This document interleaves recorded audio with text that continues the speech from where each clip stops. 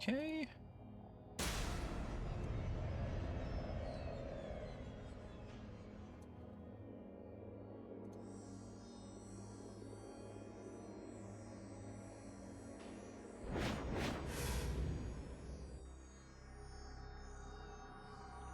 All right.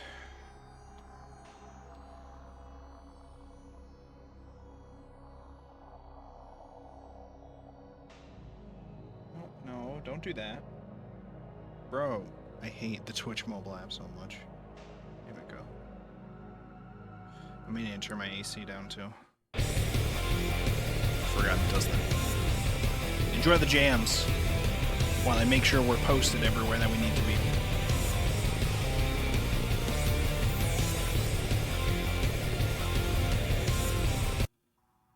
What?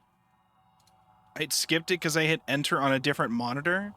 Okay, well, sorry about that. Listen. It wasn't me. I didn't do it. I didn't do it! What? I also did not hit... Okay, I hit enter on another screen. It's really gonna do this for all this shit? Okay, well, so much for you guys getting to listen to the things while I select things, because apparently didn't want to do it. If I had it up on any of my monitors and I tried to press a button somewhere else, it's still gonna hit enter there, which is dumb, but whatever. Whatever. Okay. Let's find whatever tab I have for my stream postings on Twitter. There you go. That's good. That's good. We're good. We're good on the... And the blue skies. Okay, and we're good. And we're good. Alright. Hopefully I didn't get the chapter wrong. I'm pretty sure we're on chapter 3. God, I'm gonna be so mad if we're actually on chapter 4. No, we're on chapter 3. If I do continue, it's gonna say chapter 3. Trust. Okay, chapter 3. Okay, I'm not dumb. It says it right there. Okay, we're on chapter 3. Chapter 3 sounds correct. Okay. Yeah, because this will be, what, the third time that we've streamed this? So, we're good. Welcome, Shadow. Welcome. Okay, so I think I've posted it where I need to post it. And, I think we're good to go. All the Twitters and blue skies in the world, okay? Alright. It's time to lose our minds. Now, again, I added this stuff into that scene that I had set up before, so we had the longer chat on the side. I don't know if I should. I technically still have the older Chaos Head view. It does not currently show Chaos Head on here yet, though. I think I have to open this up and then it'll show it. Okay, then it'll show it. I don't know if I like... I think I like the new one slightly better, but not much more, just because of the bottom and top stuff. The top and bottom stuff are, I gotta work on those, okay? I gotta work on what's gonna happen in those areas.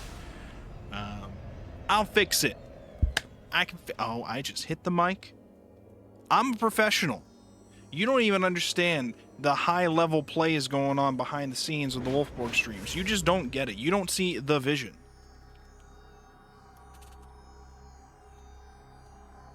Right, give me 1 sec. Turn down my AC a bit, and then we're good to go.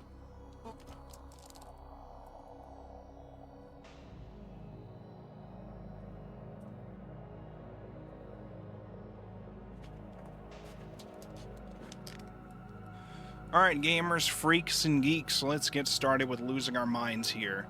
Chapter 3 of Chaos Head Noah. Shogun. Let's go.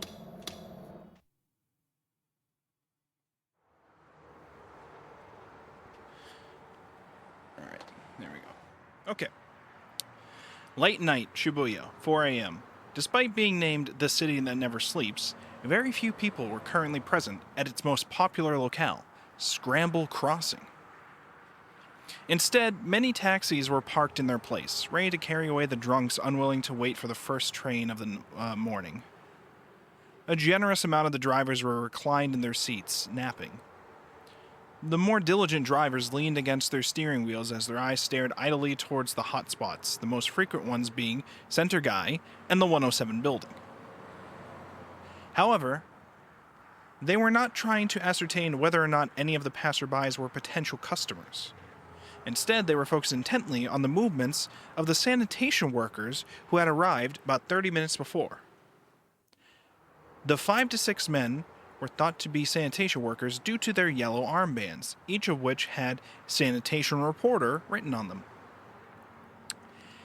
It was very likely that, without the armbands, no one would have recognized them as such, for there was something particularly odd about the men. They were all wearing black suits. Furthermore, ever since their arrival, they had yet to show any signs of cleaning at all. Instead, one man held a strange instrument resembling a pendulum, and the surrounding men appeared to be measuring something. This was not restricted to just the one area, however. From the center of the scramble crossing to the very edge of it, they left no spot untouched, writing all their findings down on various scraps of paper. Even now, they were taking measurements from directly beneath the traffic signals, silently observing the movements of the pendulum. At last, the instrument let out a small chime. 地点 L2 の8 This definitely looks sus. 0.62 メガ GE ハイスコアです。 The highest score yet. 先月より38ポイントもアップか。思った通りだ。 But there was no one present in the early morning Shibuya to pay attention to the odd mumbling and behavior. The taxi drivers would speed off as soon as patrons boarded their cars, quickly forgetting about the mysterious sanitation workers. The drunks were hardly conscious, leaving them unable to see anything around them to begin with. Female nightlife workers who had just clocked out, finally free from the stress of smiling at repulsive drunkards, jumped into taxis to get home as soon as possible. Thus, not a single person was around to notice that the government had not scheduled any plans whatsoever for cleaning to take place that morning. Yeah, because everybody just keeps track of that stuff. New Gen News Bearer. Even after the weekend had passed, the uproar brought on by the fourth New Gen case, now dubbed the Vamp Buyer incident, hadn't even come close to calming down. A man's corpse had been found with all of its blood taken out of it, leaving the surface of the body a sickly, inhuman shade of green. Shrek would be so proud. It had been discovered in a bathroom at Shibuya Station, a part of the Inokashira line.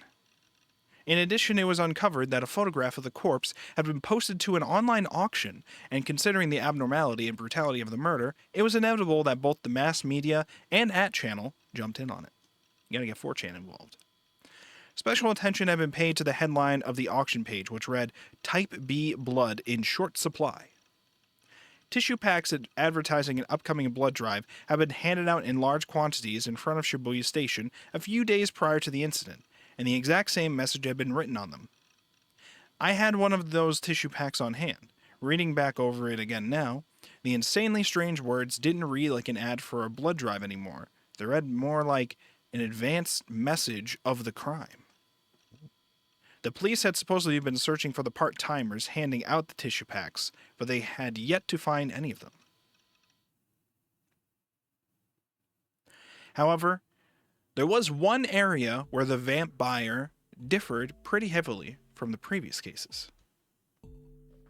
While there had already been elements of it in the Cruxifixion case, the intent for it to be a theatrical crime was much more obvious than this one. Theatrical crime, a type of crime committed under full view of the public. These crimes and their subsequent investigations are reported on in detail by the mass media, who treat it almost as if it's a TV special. Adding to this effect, the perpetrators will sometimes even send a declaration of their crimes. It is extremely easy for theatrical crimes to sow disorder and chaos. For example, some individuals may view the criminal as a hero, and some may even be inspired to commit their own similar crimes. The latter individuals are known as copycat criminals. Yo, wait, hold on. How do I... There we go. Look, it's her. It's Seiratan. It's Seiratan on the fucking... It's her. It's Seiratan. A few media outlets had begun clamoring for increased police presence via patrols or for a late-night curfew for people under 18. But the number of young people visiting the city show no signs of declining. They were just a pack of not unusual. They were just a pack of they were just as packed as usual, with people flooding every nook and cranny of Center Guy and Scramble Crossing. The internet was so thirsty for news. A group of people trying to be Snake, because they made a reference to Metal Gear. Okay. The internet was so thirsty for news. A group of people trying to be Snake had snuck into Shibuya late at night to post live updates. And there had also been a phrase that was trending among the city's younger population. I wonder what that phrase is going to be. Whose eyes are those eyes? It wasn't just online either. That phrase had penetrated the ranks of each and every DQN walking around Shibuya. On that channel, it had become common practice to tack the phrase onto anything, regardless of if it was related or not. This week's episode of Blood Tune won't have much Seiratan, whose eyes are those eyes. Wait, what? This week's episode of Blood Tune won't have much Seiratan, whose eyes are those eyes. Wait, have they been using again?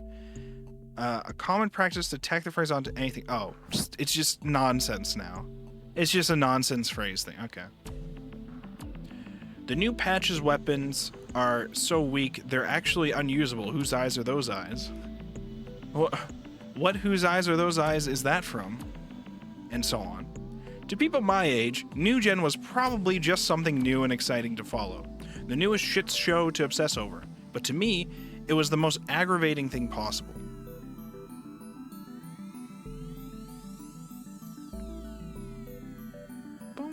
Hold on. I'm getting ats. I have an at. Why is there an at for me? Why is there a notification somewhere? Can we not do that, please? Thank you. Thank you. Thank you. Adding me on discord.com. Regardless, whole 3 days have passed since the vampire case, so I've been able to calm down a little. Of course, there was still a nagging uneasiness in the corner of my mind, but by losing myself in ESO over the weekend, I've been able to temporarily forget about all the irritating, inexplicable garbage.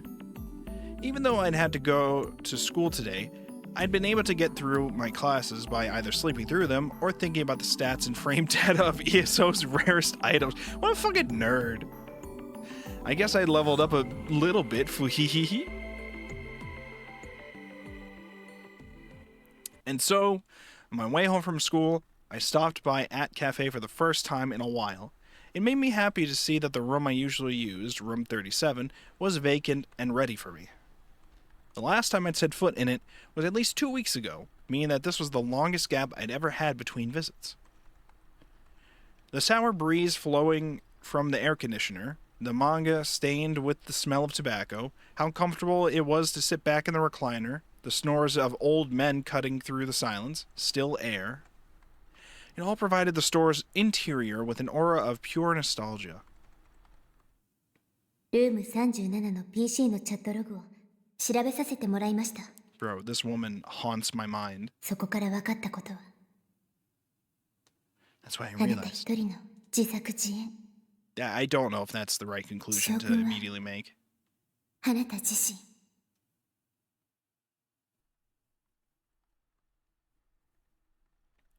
Remembering Yua's words, I cautiously glanced over at the neighboring room 36.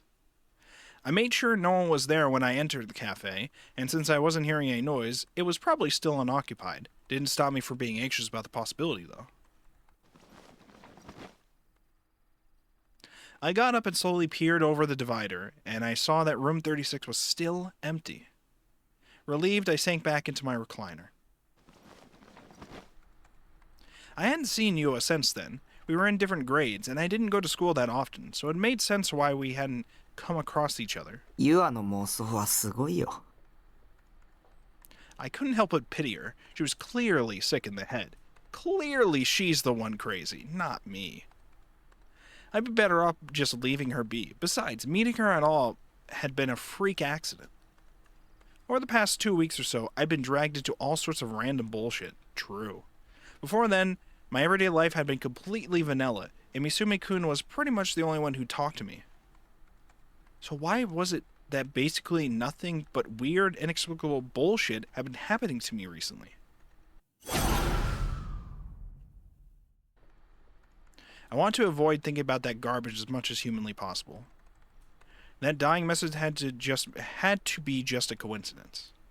The words were all pretty common after all. If I thought about it, there was no reason somebody else wouldn't have been able to as well. I don't know. It's a pretty fucking weird phrase, a random phrase. I had no interest in who that message was aimed at. No, I couldn't be interested. That was what I told myself anyhow. But anyways, oh. Shit, I forgot we just bought a cell phone.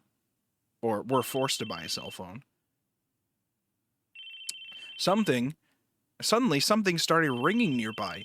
I jolted up in surprise and a shudder ran through me as I stayed rooted in my recliner. It was the sound of a phone ringing, but whose was it? Because the store was so quiet, the electronic sound rang out all the louder. I looked around, but I couldn't locate a phone anywhere. もしかして。 A thought came to my mind, and I fished around in my bag. Sure enough, the ringing was coming from the cell phone I'd bought just a few days prior. I glanced warily at the LCD display. Normally, the caller's name would be disabled there. Was it a good idea to answer? I didn't like talking to people that much, so probably not. Who the hell's calling me anyways? I hadn't told anyone my phone number yet. The only people who knew it even existed were my family, with Nanami's nosy ass making sure to put them in my address book. When one of the people registered in my address book called, their name should display, meaning that whoever was calling wasn't a family member. So who was it? The phone kept on ringing persistently. Did people who had phones usually force people to listen to the ringing for this long? I never used one of them before, so I wouldn't know, but it was incredibly annoying. To suddenly invade someone's privacy like this, cursing them with an obnoxious ringing until they... You could also just hang it up. You could reject the call. Grandpa. Okay, I know you don't know how technology works, Mr. ESO Pro Gamer. Okay, but there's like two fucking big buttons on the phone. One is to accept and one's to reject. It's not hard to figure out. A socially acceptable way to invade someone's privacy.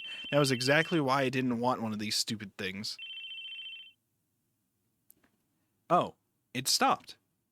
Relieved, I checked the screen again. Missed call 1 was displayed on it. I had no interest in returning the rando's call, so I decided to leave it be. POV or me. It'd be a pain in the ass if this happened again in the future, so I really should figure out how to set my voicemail. Cell phones are such a pain in the ass. I didn't even like phones to begin with. I mean, come on, they were freaky as hell. How exactly were you supposed to know if the person you were talking to on the other end was the actual person you thought it was? With how prevalent fraud was nowadays, were people actually taking the proper measures to make sure they were talking to the right person? I mean, you could say the same for the computer too, but it maybe just doesn't care about that when it comes to his online gamer friends. I couldn't help but wonder how people would be able to calmly have a conversation with someone who might be an impersonator. Even if I understood the gist of how it worked, it was hard to believe that my voice could somehow reach distant places through a phone line. When you talk on the phone, your voice is temporarily converted into electrical signals. They pass through the phone lines until they reach the recipient, where they are then restored back to normal. That's when they become audible. In order to talk on the phone, you need to go through this conversion process at least twice. How do you know this much information about how phones work, but you don't know how to fucking not answer the call, like how to hang it up and reject it? There's two giant fucking buttons that literally say what they do. You know this much shit about how a phone works and you can't figure out that? What is going on here? Grandpa, what the fuck? With a cell phone, your voice is first converted into electrical signals. Then it travels to a nearby base station via radio waves, which then run through normal phone lines to the switching station, then to the closest base station to the recipient, before finally arriving at their cell phone right afterwards. It was a bizarre, complicated Bro, this is like... We already knew the dude was crazy, but like... This is like... Doomsday Prepper levels of shit where they're like looking up how exactly this weird process works, and then somehow, as innocuous as it sounds for how it works, you're like not trusting of it because of the process, even though there's nothing wrong with the process. This is okay. I should have expected. This is what I should have expected. He lives in a shipping container. So what else should I know? If my voice was replaced by electrical signals, could the other party really hear my voice word for word, exactly as I'd sent it? In fact, wasn't it possible that the conversion process, my voice, or my words could be transformed into something completely different? Again, same exact thing could happen with a computer. Probably more so on the computer. For instance, if I called Nanami, but instead of connected to her, it connected to some strange, shady facility. And there, I would end up talking to someone I had never met, who was only pretending to be Nanami. Maybe they wouldn't even be a person, but a computer instead. That was the big reason why phone calls freaked me out so much. They were even scarier than talking to someone face to face.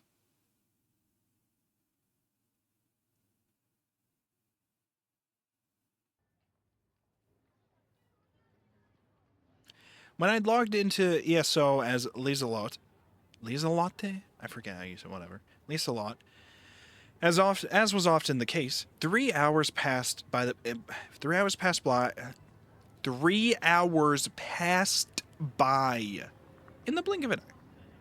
It'd been 2 weeks since I'd last used her, but she made for a pretty good support, so I was feeling pretty satisfied. I left at cafe in a good mood and started heading home. Center Guy was as packed and noisy as usual, which irritated me. The bright lights illuminating the streets from the various shops made it hard to believe it was nighttime. And at the end of the well-lit road, despite the crowds, I clearly saw her, causing me to stop dead in my tracks. Ooh. That one girl. Oh. Hello, you have sword. In the midst of so many people, she glared directly at me. Right smack in the middle of Center Guy, where people were coming and going without reprieve, where it was difficult to even walk straight, she stood still, resting the gigantic sword she carried on her shoulder. The spectacle was completely absurd. Can't believe you're just walking out in public with the Halo 3 energy sword? You're just walking out in public with it? And yet no one paid her sword any mind. The stream of people flowed right past her with no change in demeanor. She was the girl I'd seen at 107. She had been there when Nanami was dragging me around to buy a cell phone. The shape of her sword, her Suimei uniform, her long black hair, it looks more purple to me, but okay, everything matched perfectly. Back then, she had been standing at the top of the stairs in front of 107, watching the passersby come and go. And I remember the sharpness of her glare. I had met her once before, at school.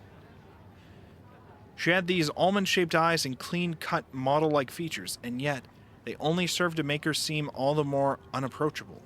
And it was all capped off by that long, silky black hair that stretched all the way down to her waist. She was Girl B, the one who had so rudely probed me in the corridors after school one day, asking me who I was. Come to think of it, why was she glaring at me? Thinking maybe it wasn't me she was looking at, I turned around. Usually when something like this happened, more often than not, they were just looking at someone who happened to be behind me. But that wasn't the case here. The one she was glaring at, her gaze filled with intense hostility, had to be me. I froze. I knew now what it felt like to be someone's prey. Glaring back was out of the question. I was always terrible at looking people in the eye, so I couldn't help but stare down at the pavement. I should run. Normally I'd go home by taking a left at Scramble Crossing, where she was standing, and then I would end up next to Book Fat. Book Fat? Book Fat. But today, I headed for the station instead. There were a lot of people there, but I'd rather that than deal with some scary 3D girl harassing me. Hell, she might even try to mug me. Bro, this dude... Alright, I get it, she's walking around with a giant sword, okay, but... Even if she wasn't, he would immediately assume any of the women that go to his school are going to rob him or murder him or... And I mean, maybe it's justified from the couple of interactions that she's had, but I don't know. Like I'd fall for that. I swiveled to the right, only to be caught completely off guard. Oh, Hello? Somehow this girl was right in front of me. Flustered, I turned back around to look at Scramble Crossing. She was no longer there. Teleports behind you.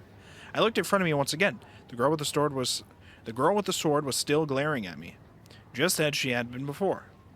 What the hell? When did she get around me? Legs could only move so fast. That was practically teleportation.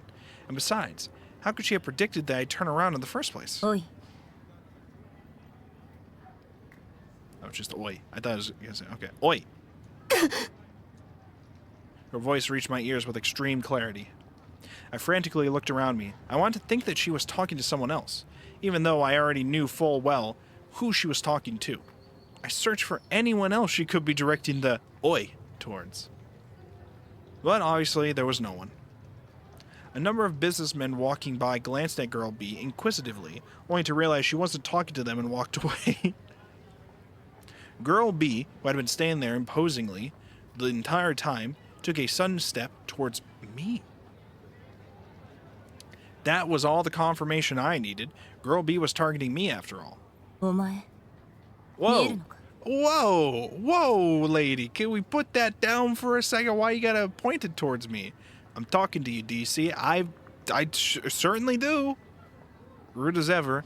In my 17 years of life, I could probably count the number of times a girl had talked to me like this beforehand. On one hand. Okay, yeah.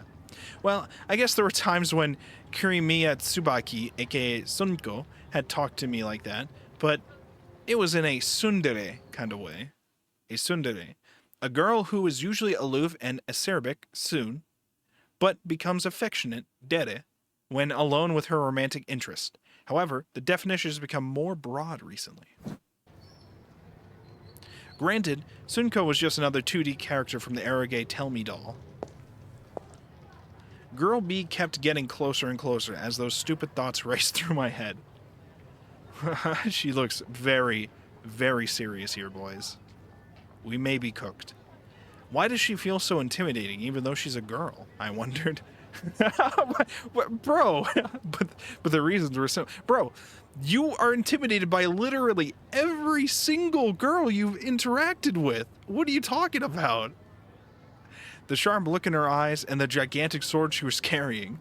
For a sword, it had a fairly unique shape. It was the kind of thing that operated on anime logic and had an awesome design, but if you actually used it in real life, it'd be completely unusable. It had to be from some mecha anime. Had there been any mecha anime that started airing recently? Even though I knew it was a prop from some random anime cosplay. One second. Even though I knew it was a prop from some random anime cosplay, it still looked incredibly sharp and solid. Like if you even so much as touched it, it would slice your fingers clean off. What a strange sword. 見えるのかと聞いている Girl B had already cut the distance between us by 2 meters. If she swung her sword, it would hit me. Flustered, I took a step back, but it was too late. Girl B closed the distance further and further. Whoa! Oh shit, boys. She actually swung the sword. I don't want to die. I'm going to say we're doing a positive delusion here. I'm going to say, cowering on the spot, I covered my head. If I hadn't dodged it, it would have hit my head for sure. I doubted it would have cut me, but with that kind of force behind it, it would have given me a concussion and permanently dented my skull. I hated pain. 何をするだ I was so shaken that my speech got all messed up.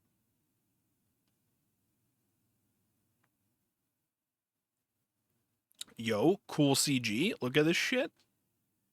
Girl B looked down at me coldly. Man, she was really close. Her bare legs were right in front of me. And at this angle, I could almost see up her skirt. やはり見えるのか Well, depends what you're talking about. I can almost see that. すいません見てないです I didn't see shit. I frantically lowered my gaze. I knew for a fact she was going to accuse me of looking at her panties. But I didn't see them, I swear. I almost saw them, but I didn't, really. Besides, 3D panties don't get me off anyways. The only panties I have to are either 2D or belong to figures. Why would you say this? shitting his pants in Shibuya Scramble. 嘘だ。絶対見た。 You're lying. You had to have seen them. さっきからチラチラ見てただろ。本当 I に didn't- 見てない。 I didn't see shit. And then for some reason I couldn't comprehend. Girl B slipped off one of her shoes and then began to take off one of her knees. What? In the midst of this, the area under her skirt threatened to become visible yet again, leaving me at a loss for where to look. I tried to find an opening to escape, but Girl B refused to take her eyes off me as she continued removing her sock. Is she gonna blindfold? What? Why are we getting a feet scene? What is this? This is the worst timeline. This is the worst choice. Did we get the negative delusion? What is this shit? The now barefoot girl assumed an imposing stance, curving her lips in a scornful manner. This is the worst timeline here.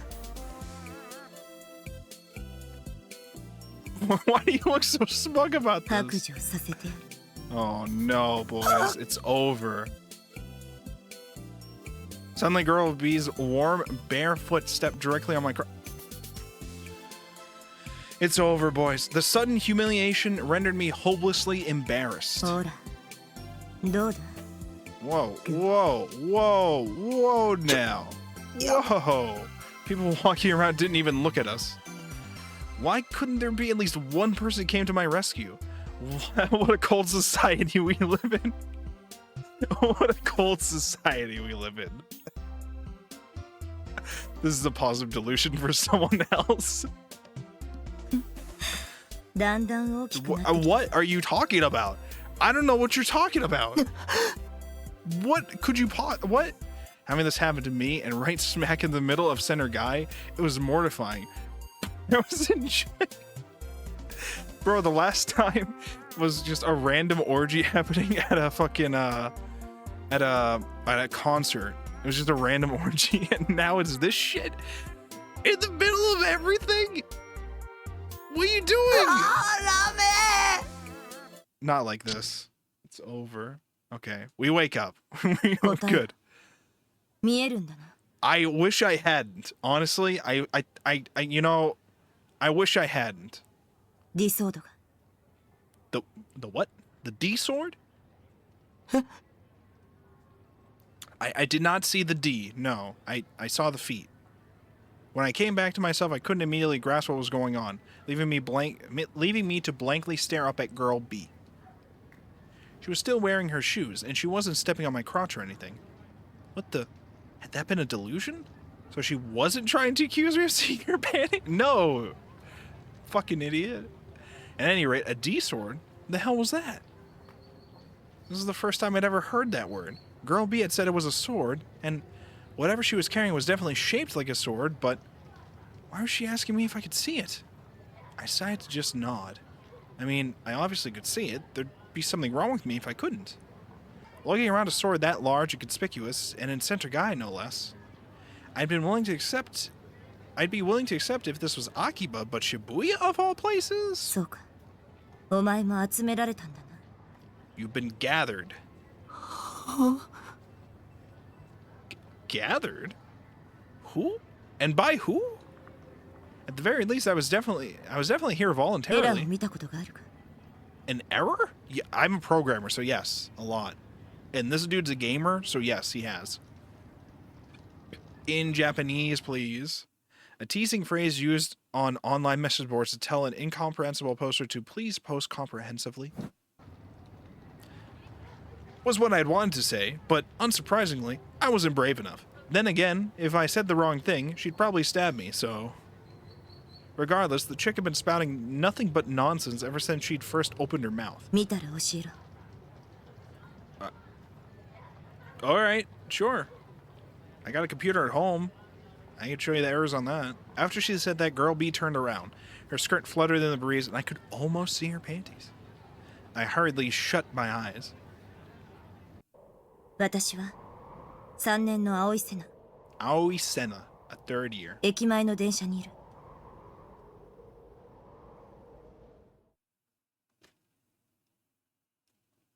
I opened my eyes. The girl calling herself Senna had vanished. I was completely stunned, and it wasn't until I arrived back at my base that I realized that I hadn't understood a single goddamn word she said. So based. So true.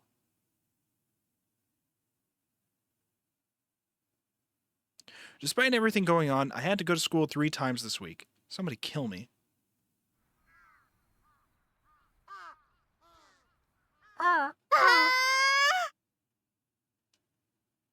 A mysterious screech resounded from far away. A sudden nature of it made me jump, and I slowly looked back in my direction. Camera. It's gonna be Nanami. Oh no! Shit! 鬼 What? Nanami rushed towards me with staggering speed. I tried to run away, but it was too late. She'd already circled around me and blocked my path. She always did have amazing reflexes. ちょっとなんで妹見て逃げるの You know why. Maybe because you're incredibly annoying? あ、そうやってすぐ黙るし Damn it, why'd she decide to go to Suimei of all places? That decision had done nothing but cause me endless pain and suffering. Whenever she ran into me on the way to school, she always stuck her nose in my business without fail. ねえねえ携帯どう使ってる使ってないでしょ買ってからもう I 何 hate 日か経ってるけど一度も家にかけてこないもんね Was I supposed to call? Doing my best to break free, I started speed walking, but Nanami was determined to keep up. 家に生存報告の電話ぐらいしなよそのために買ったんだから No, fuck you. I'm not using どう that しても fucking 嫌 thing. ならそのナナの携帯にかけるだけでもいいからさお母さん心配してるんだからね She'll be fine. そもそもちゃんとご飯食べてんのどうせコンビニ弁当ばっかなんでしょ I eat okay. I live. やっぱお兄に一人暮らしは無理なんだよ家に帰ってきなよ You butt? Call me a butt? It's fucked ナナ up. がどんな気持ちでお兄の様子見に行ってるか分かってる I know I feel fucking annoyed as shit. いつも心配でしょうがないんだからね Uh-huh. Shut the fuck up! What the hell's your problem? Are you my mom or something? And stop talking about shit like this when we're on the side of the road. It's humiliating. I had already been feeling like shit, yet this bitch had somehow managed to come yet somehow this bitch had somehow managed to come along and make me feel even worse.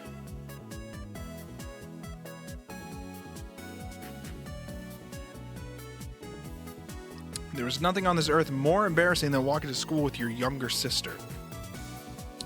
The situation came about quite often in Arage. Hell, I'd even longed for it to happen to me, but Nanami was nothing compared to my 2D little sisters.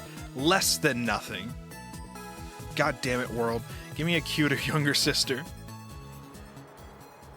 A slightly tense atmosphere hung in the air between us as we walked side by side towards school. I looked at Nanami to see if there was any chance of escape before we reached the gate. Even though she'd been yammering on and on just a bit ago, she had fallen completely silent, now walking with an absent-minded look on her face. It even looked like her eyes weren't really focused on the road, but that was probably just my imagination. Her footsteps were unsteady. Something must be wrong with her, I suspected. She kept on swaying back and forth, and about a moment later she stumbled right out onto the road, right as a car came racing towards her. Hey, yo, get out of the fucking road! What are you doing, Nanami? Panicking, grabbed Nanami's arm and yanked her back. The horn of a car blared as it sped by. She just barely avoided getting run over. お前何やってんだああれ You good, Nanami? Nanami blinked a few times, then tilted her head to the side. ナナ今なんであんなことあれ I was at a loss for words. She was an honest-to-God fucking idiot. She didn't even understand her own actions. And for the record, that wasn't Moe. Not even close. 何やってるんだよ車にひかれたいのか車なんて来てた She just wanted to be isekai. Yes, there was a car. What was up with this fucking total fucking ditz of a sister? ねえお兄、今ヒューヒューヒューンっていう音聞こえなかった？ What? What was she talking about? I ain't heard jack shit. その音聞いてたらね、なんだかぼんやりした感覚になって。で、あそこに Nanami pointed to the corner of the road. お父さんとお母さんが立ってて、ナナを呼んでたの。 Alright, well that's creepy. When I looked at where Nanami was pointing, I didn't see our parents. Instead, I saw a creepy man standing in that exact spot. He wore a plaid shirt, fingerless gloves, jeans rolled up at the bottom, and white sneakers. He had a rucksack on his back that was filled to bursting. He looked like an otaku plucked straight out of Akihabara. Capping off his outfit, he was holding a video camera in one hand. Did he have a voyeur fetish or some shit? おい、他人を指さすな。 Alright, well, that dude's up to some weird shit, and is filming them. God, what a rude-ass sister. Besides, it made no sense for our parents to be here in the first place. They lived in Shimokitazawa, after all. Okay, I need to highlight something, and I don't know if it's just me. I don't know if it's... This fucking radiator on the left, whatever it's supposed to be, the black vents on the outside, when I'm trying to read this shit, there's like a weird optical illusion thing happening with the like squares in the middle, like these areas. There's an optical illusion thing happening with these things. I remember this because it annoyed me a fucking lot the first time I was trying to read this VN. These things. It's one of those optical illusions where somehow, sometimes, at random intervals, these are being filled in with like little black like dots. And it's annoying as shit. I'm just trying to read the text and I'm noticing the fucking black dot optical illusion bullshit going on here. Okay? What the fuck? Why? Okay. I just wanted to highlight that. I'm not crazy. It's happening. So, besides, it made no sense for our parents to be here in the first place. They lived in Shimokitazawa, after all. おかしいな。確かに呼ばれたのに。 The man started looking our way. Then he pointed the camera lens at us. What the hell was wrong with him? 行くぞ、ナナミ。 Let's go, Nanami. Frightened, I quickly ran up from the scene, leaving Nanami behind. あ、お兄、ちょっと待ってよ。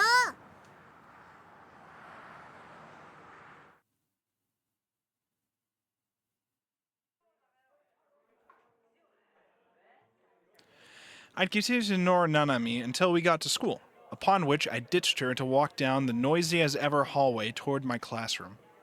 When walking down the hallway, stay along the edge. Don't walk too fast or too slow. Don't make eye contact with anyone. Those were the 3 rules I always followed. That was how I didn't stand out in school. I transformed myself into an existence akin to air itself. That was my secret to success. よ、タク。 Yotaku. Yet people like him definitely made it hard for it to actually work. Catching up to me from behind, Misumi-kun greeted me in his normal, overly friendly fashion by clapping a hand on my shoulder. おいっす。挨拶ぐらいしろって。ま、お前がそういうやつだってのは分かってるけどよ。なあ、この前 D 組の女子の話したよな。めったに学校来ねえけど、すげえ可愛い女子がいるって。Aren't girls all you talking about? Am I supposed to remember specific girls you talk about? その子、岸本綾瀬って名前なんだけどよ。実は、その岸本に関して、すげえ発見したんだ。What'd you discover? Misumi-kun suddenly lowered his voice, then looked at us. It was just going to be something vulgar, wasn't it? Already tired of his BS, I almost let out a sigh. フェスいるだろ？フェス。Yeah, the group orgy fest, yeah. But what he said made me bite it back. その岸本ってのがフェスなんだよ。 And she goes to our school? I never would. Who would ever suspect? 学校の生徒だなんてよ。Who would ever suspect that literally all of the female characters we interact with all go to our school and all are gonna know us in some way? Who would have ever suspected this? That really threw me for a loop. しかも俺らとダメだってこと The だぜ same year? Whoa. For whatever reason, Misumi-kun leaned his upper body out the window, then gazed up towards the sky with a look of pure ecstasy. 運命って Ecstasy. こういうことを言うんだな Now, Fate's a different visual novel. That's a very different visual novel. This is Chaos Head. This is the 3rd floor. If he were to slip, he'd fall to the ground and break his neck, ending his life just like that. My anxiety suddenly climbed as I watched him. Misumi-kun leaned farther and farther and farther out the window before switching his gaze down towards the entrance beneath it. 噂をすればなんとやらだタク岸本を発見した Oh, target spotted?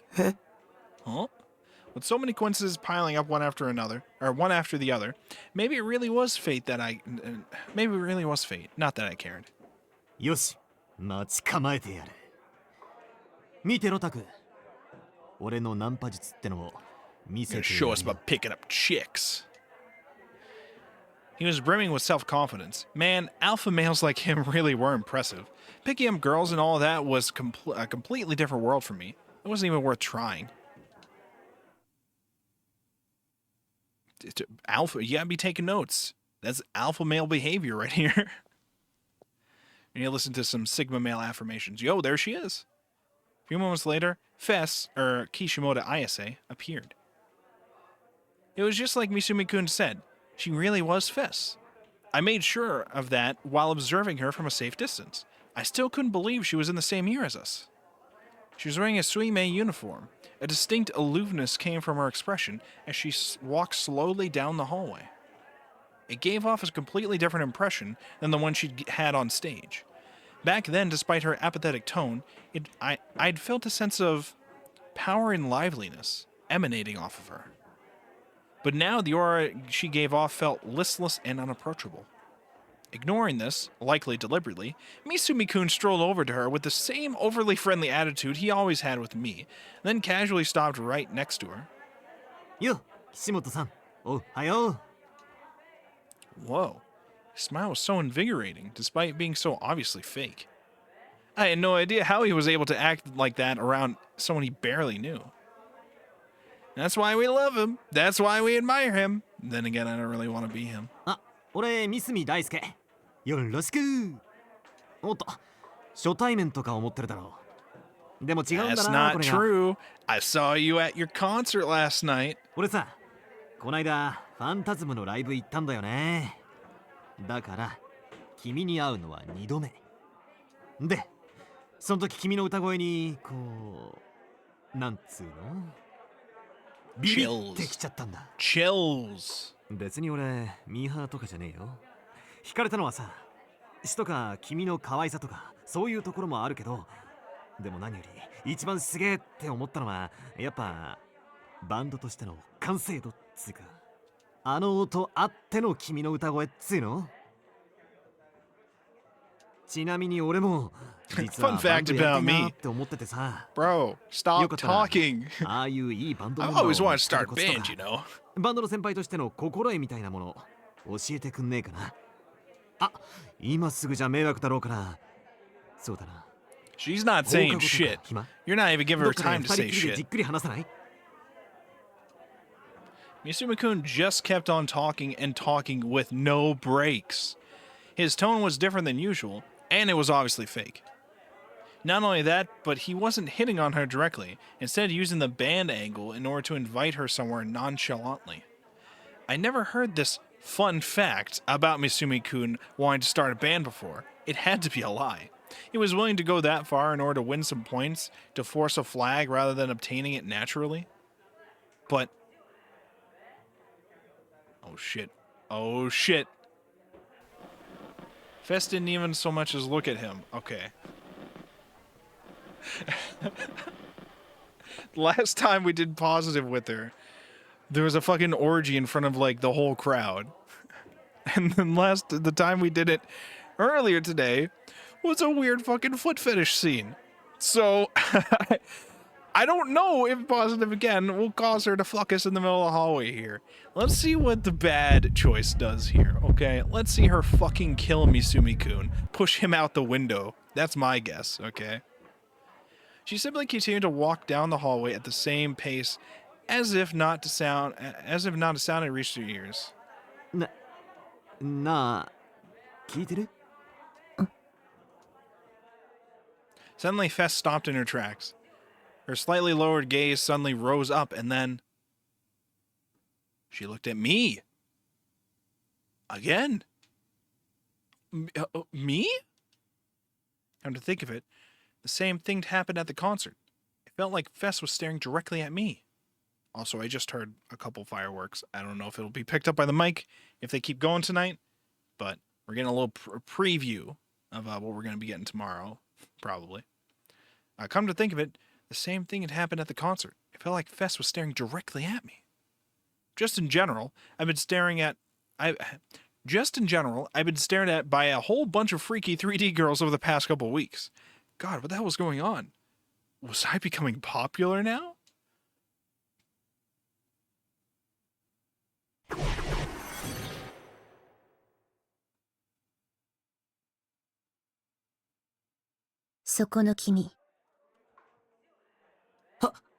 Hi.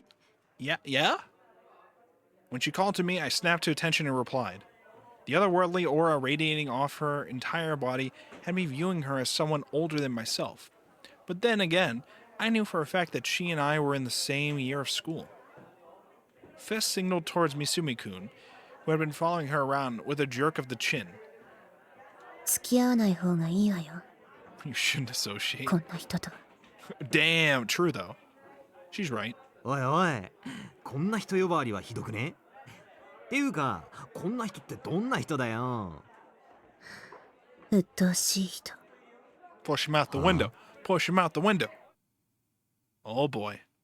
The look on Misumi-kun's face turned very clearly sour. But Fess left the sharp glint in his eye unanswered, letting it pass her by without any entrance. What a nasty atmosphere. I didn't want to be involved in this. I was a total embarrassment when it came to fighting, but be it physically or verbally. Besides, if I caused any problems at school, it'd have an impact on my evaluations. To avoid getting caught up on it, I should probably get out of the way. I should probably get out of here right away. 何？もしかして岸本さんさ、俺のことバカにしてる？ Yeah, pretty much. You got fucking rejected. Walk away, son. 別に Nah, not really. 迷惑よ。あ、そうなんだ。そういうこと言うんだ、岸本さんって。ちょっとさ、人のいないところで二人でゆっくり話そうぜ。What? Zero placed a hand on Fess's shoulder, his smile trembling with rage. Her eyebrows twitched in response. 触らないで。 Oh. そう言うなって。いいからちょっと付き合ってよ。She really is gonna push him out the window, please. Do it. うっせえな。ついてこいって言ってんだよ。バカな人。 It happened in an instant. Even though I'd seen the whole thing, I still couldn't comprehend exactly what happened. Alright, we just fucking cut his head off. Before I could even blink, that awesome mic stand, or maybe it was the sword, was now being held tightly in Fess's hand. I had no idea where she'd retrieved it from, but now she brandished it with incredible ease. And then... He's okay, right? Misumi-kun's left hand was cleanly severed from his wrist. An explosion of blood erupted from the wound, and the severed hand fell to the floor.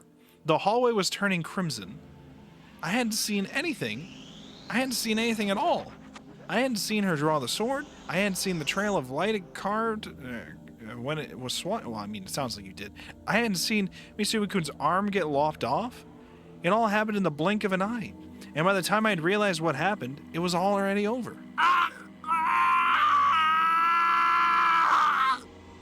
違う。俺俺の腕腕が She told you not to touch her. That sounds fair. This sounds reasonable, actually. This is how you get the baddies to kill you.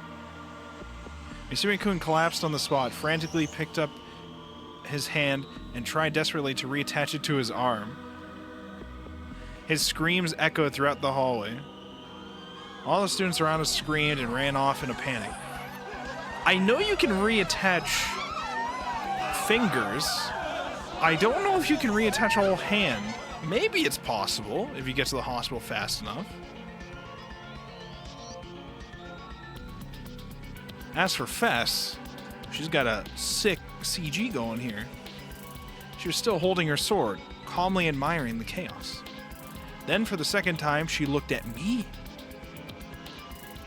Her red tongue slowly cleaned her lips as a fierce blush dyed blush dyed her cheeks. Her smile stretching the color across her face. 気持ちいい Okay. But that didn't happen. That never happened. No such carnage had unfolded. While I was over here drowning in my moronic delusions, Fess was murmuring something in a low voice, only to up and disappear soon after. 自信なくすぜくそ Misumi-kun was sulking, having been completely and utterly disregarded.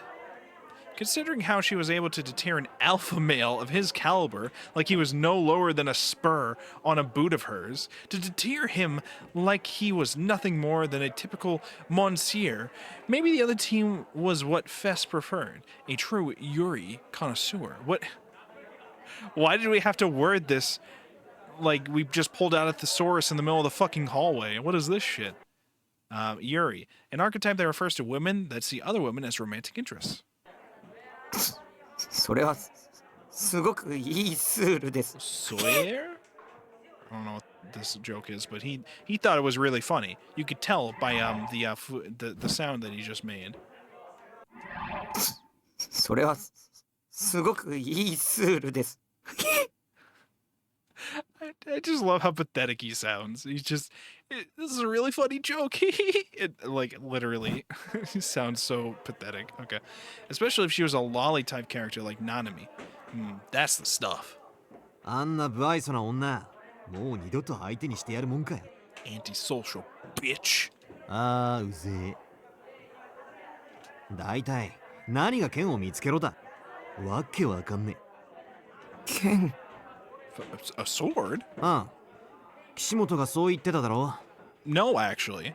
剣を見つけろそうすれば救われるって Salvation? なあタクファンタズムの歌にそんな歌詞でもあるのか A sword? Could it be that thing from my delusion earlier? The mic stand that I hadn't been able to figure out if it was a sword or not? Come to think of it, there'd been another person a couple of days ago that interrogated me about a sword. How could you, like, forget this? This seems like the most obvious thing that I would immediately remember. That Senna girl. The one who was absolutely terrifying. I'd actually thought she was going to slice me in two. The sword she'd been carrying was a different shape than the one Fess had, but they had a similar aura to them. Could the two of them be connected somehow? I didn't know. There was way too much shit I didn't know.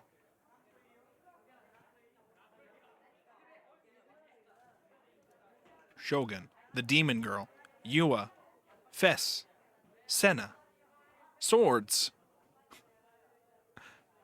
So many things going on.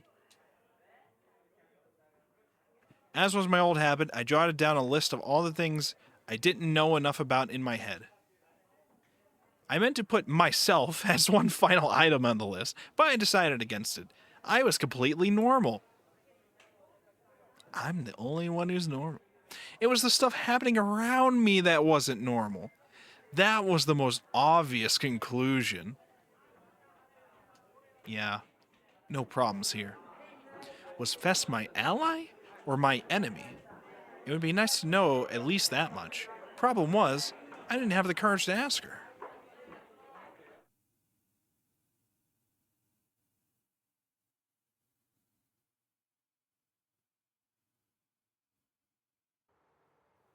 Animate.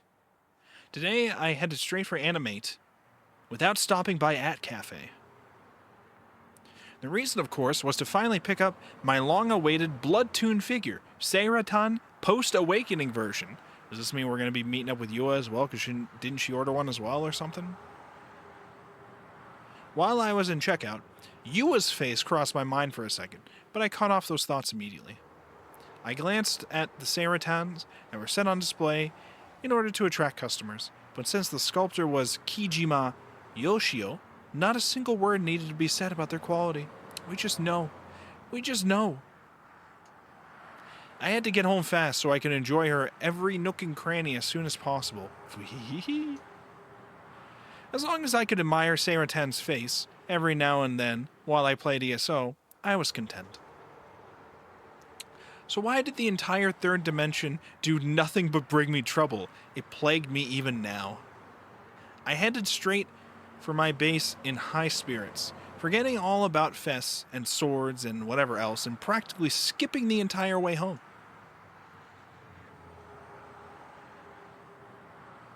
It was the detectives. When I was about 50 meters away, I encountered two men who carried an unmistakably abnormal air about them. I attempted to pass by them without making eye contact, but they were very clearly watching me. そこの君、ちょっといいかい? I have to go home with my Seiratan figure. I do not need you 3D world fucks interrupting my goddamn night with Seiratan. This is bullshit, okay?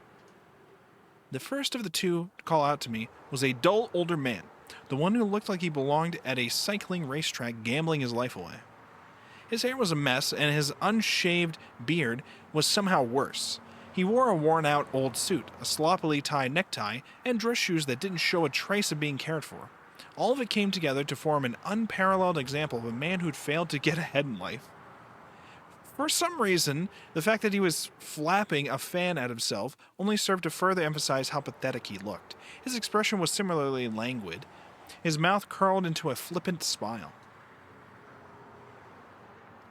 And yet, when our eyes met for a split second, I knew then that he wasn't really smiling. There was nowhere to run. As I searched for something to reply to them with, the two men made their way up to me. おじさん、こういうものなんだけどさ。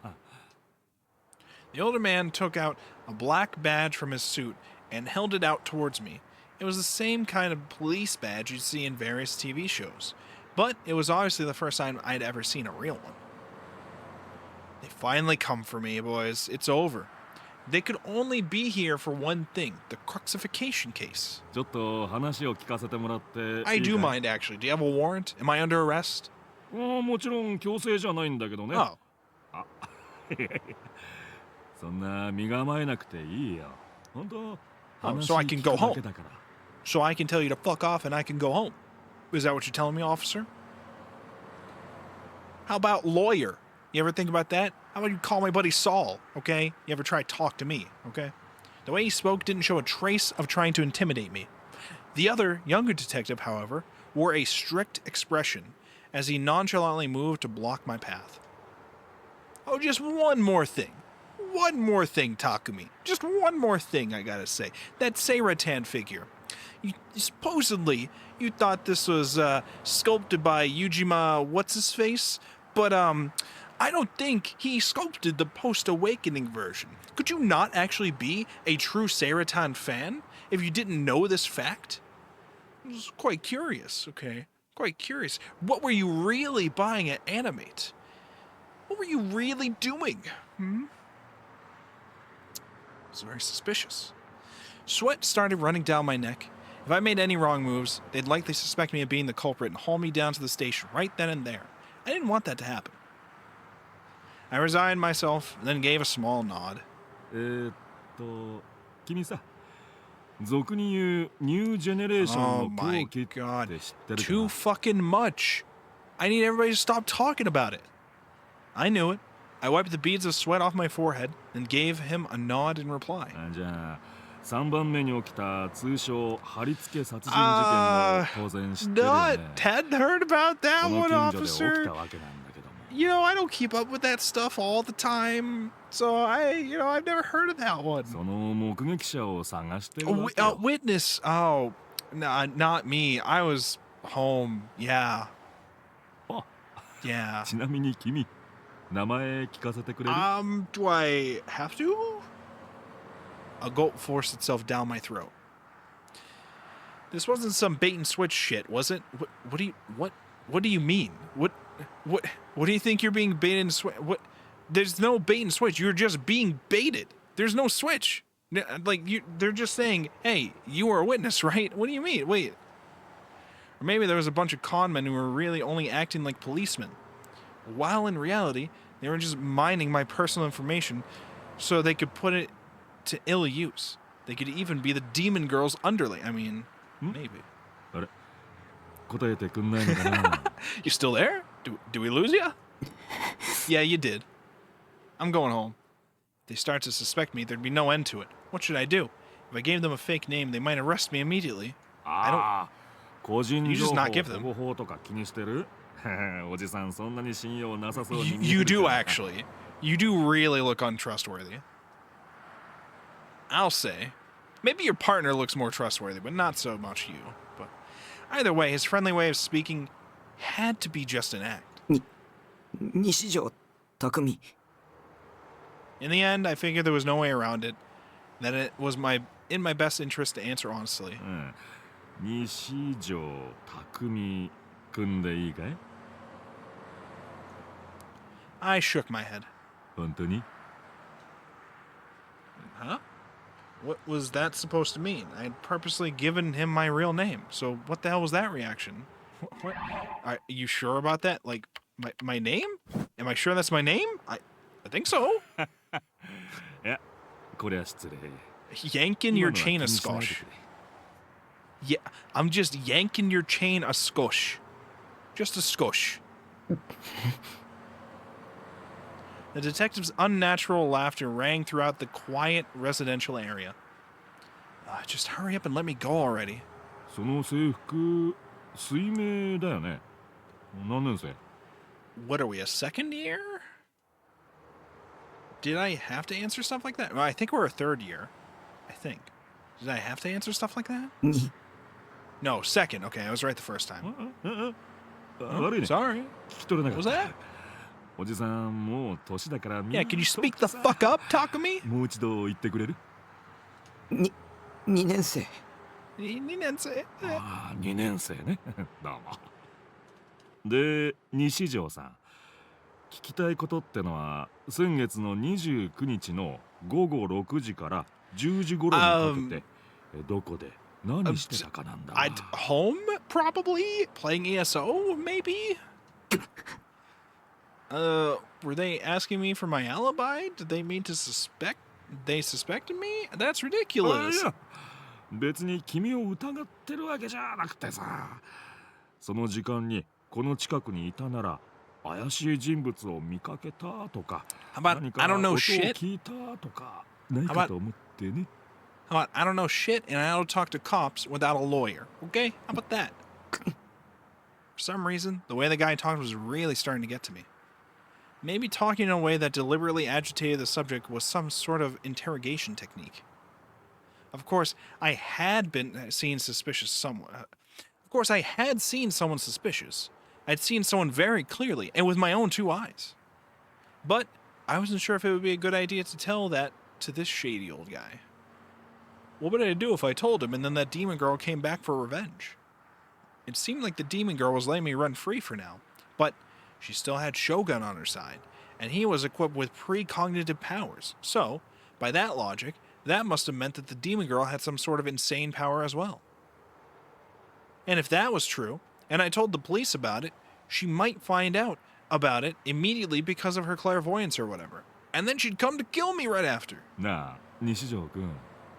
今日はそんなに暑いか。 My heart rate skyrocketed. If I'd stayed silent like this, they would absolutely suspect me of being the criminal. But at the same time, I was scared that if I lied and said I didn't see anything, they'd see right through me. The older man fanned me a couple times with his fan. A cool breeze rustled my hair. もうすっかり秋だ。汗かくほど暑いとは思えんけどな。まあ体質ってのは人それぞれだしな。Ironic, considering he was the one walking around with a fan. But he was right.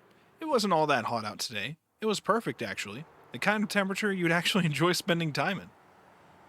I'd wiped the sweat off my forehead with my sleeves countless times now. 僕はやってない。That's a suspicious thing to say. おお。 Oh? Why are you giving me that look, old man? The look in his eyes shifted. I realized I had slipped up, but I had no idea what exactly had tipped him off. 何をやっていないんだ? Whatever you're accusing me of. They definitely suspected me. I had to answer honestly.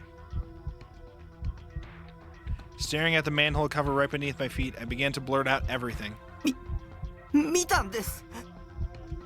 貼り付けの現場、そこに女がいたんです。Oh? で、血まみれにして死体の前に杭がたくさん死体に突き刺さってて、あれ500本は絶対超えてた。異常だ。死体がハリネズミみたいになってて、 It looked almost like a hedgehog. 女は僕を見てよかったって笑ってた。あの女は悪魔だ。人間じゃない。ニュージェネの母には人を超えた存在なんだ。What are you saying now? ヨシとかすごい超能力とか使う。 Alright, now you sound crazy. Upon saying that much, I realized the two detectives were staring at me with their eyes wide. Maybe they didn't believe me. Thinking that, I clamped my mouth shut. 悪魔か。なるほどね。そいつは参考になったよ。Yeah, this real helpful kid. You really helped us out today. 本当です。ああ、わかってるわかってる。 Yeah, 貴重な情 sure. 報だよ。 Very valuable. 僕を警察で守ってください。その前にその女の年はわかる。服装とか顔の特徴とか。水明。 Also goes to my school. 水明って水明学園？ Yeah. その制服着てた。つまり西条君と同じ学校の生徒。 Apparently. After simmering on that for a moment, the old man grinned. He then muttered something that could be either an actual question or him just mumbling to himself. 何年生だろうな、その女子高生は。何年生だと思う？西条君。わからない。じゃあなんて名前だと思う？ I don't know. わからないよ。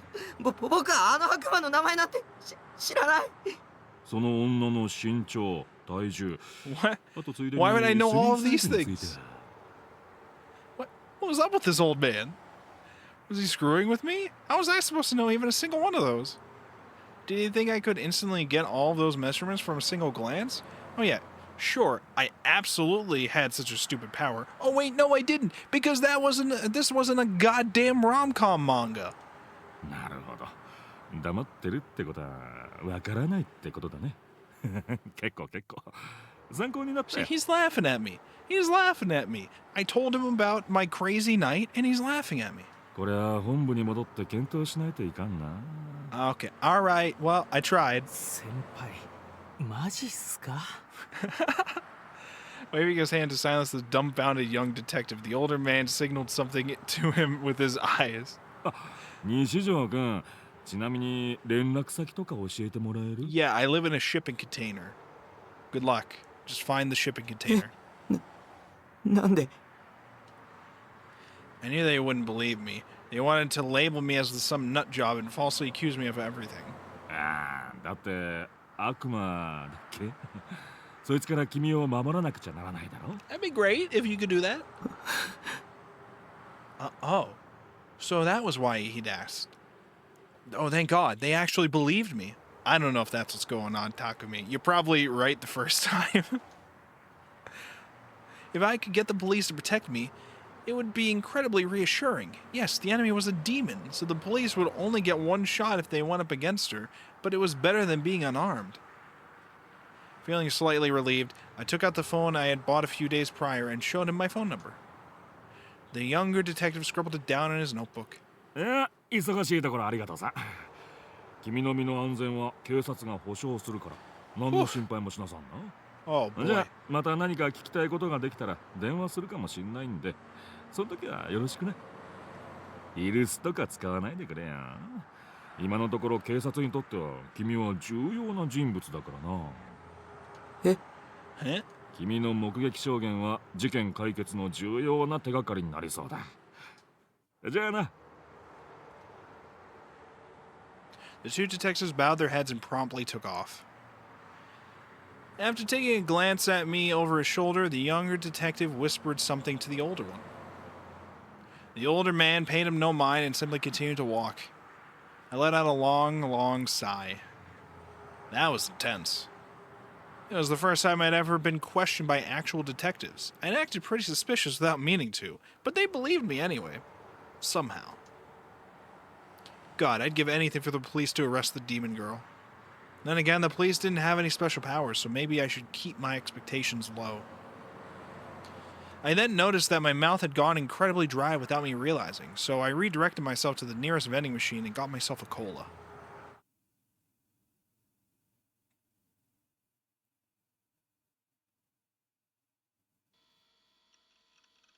Wow, 覚醒バージョン残すエロすぎパンモノじゃんかだがそれがいい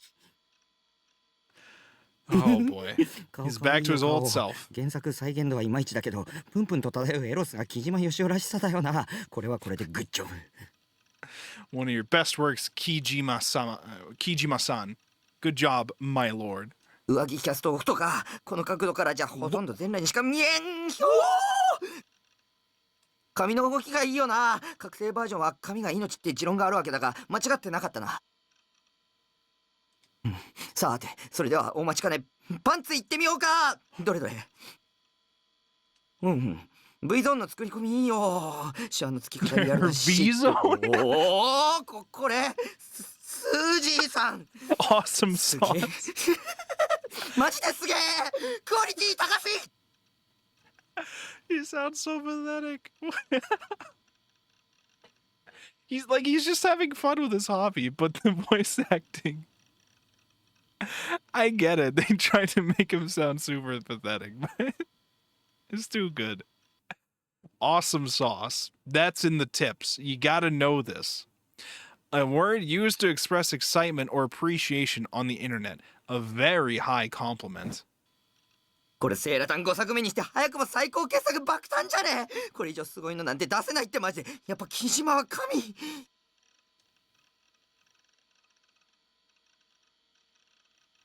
I carefully stood my Saratan next to my monitor. Seira, you're so sexy, Seira. Simply looking over her at her made me grin uncontrollably. Life was good. I logged on and immediately started posting my impressions of my new Saratan figure on channel. When I finished doing that, I went to check my email, then checked to see if any of my friends on FreePada had posted any updates. おっとマイフレ申請来てるじゃん誰これ Got a friend request. セーラコミュの人かはいはい K ですよ Yeah, sure, let's accept. Now then, time for ESO. But the very second I thought that, I felt chills on the nape of my neck. It was the gaze, complete with its usual intense presence. Whose eyes are those eyes? Oh, shit. Damn it, this was not the time. Alright. Positive, negative, nothing. What are we doing here? I don't even know. When did I first started feeling the gaze? I'd long since forgotten. It slithered its way into each and every part of my life, bothered the shit out of me, all the way. The There were a lot of things that disturbed my peace, but the gaze was right up there with Nanami as the most irritating thing I had to deal with. I'm gonna do positive, okay? I'm gonna do positive. Fine then, let's do it. It'll take more than that to make me turn around game. Still fixated on my monitor, I tried to think of some cool lines you'd hear in a manga. 貴様出てこい。出てこい。僕の目をごまかせるとでも思ったか。甘いな。My guess with the positive delusion is Saratan's going to tell us to ignore everyone, including the cops, and just to stay home all day. What? 当たり前だ。僕の後ろに立つなと何度言えば。What? What? Was that a woman's voice just now? Goosebumps stood up all over my body.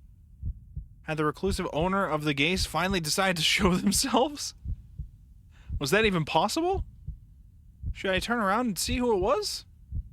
But what if she attacked me the moment I did? It was a fairly cute sounding voice.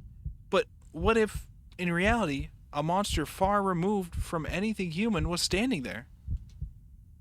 No, no, no. If that were the case, wouldn't that mean they were getting ready to attack me right now? If I didn't turn around now, I wouldn't even notice if they killed me. Maybe I should say something else to see if they'd respond. It was possible that the voice I'd heard was just a hallucination or a delusion or something, so that helped confirm it. And I mean, I talk to my Saraton figure all the time in my head. It had to be the same thing. I tried to be bold and ask, "Who are you?" but I hesitated. If I was to provoke the attacker, it could have very easily spelled the end for me. It could have caused her to finally stop waiting and attack me. So many delusions ran through my head that I found myself completely paralyzed. What should I do? Maybe the whole thing was a product of my own design, and I was just being the world's biggest dumbass. I swear, if the owner of the gaze wasn't here, and I'd just been sitting here trembling in fear over nothing, I was gonna kill myself. あれタク固まってる Who? Oh god, it really wasn't a hallucination or a delusion. There was someone right behind me. Startled, I reflexively turned around. What? Whoa! Whoa! What the fuck are you doing with my shipping container? This is my own private domicile, and I will not be harassed, bitch. Get the fuck out of my fucking shipping container. Who the fuck are you? This is the demon girl. The girl sitting on the sofa was undeniably the same one I had seen at the Cruxification crime scene. And now, for some reason I couldn't comprehend, she was just standing there, looking at me, smiling. Oh fuck, oh fuck, oh fuck. She'd finally come to kill me. It had to be because of the detectives I talked to. She'd seen me do it with her clairvoyance.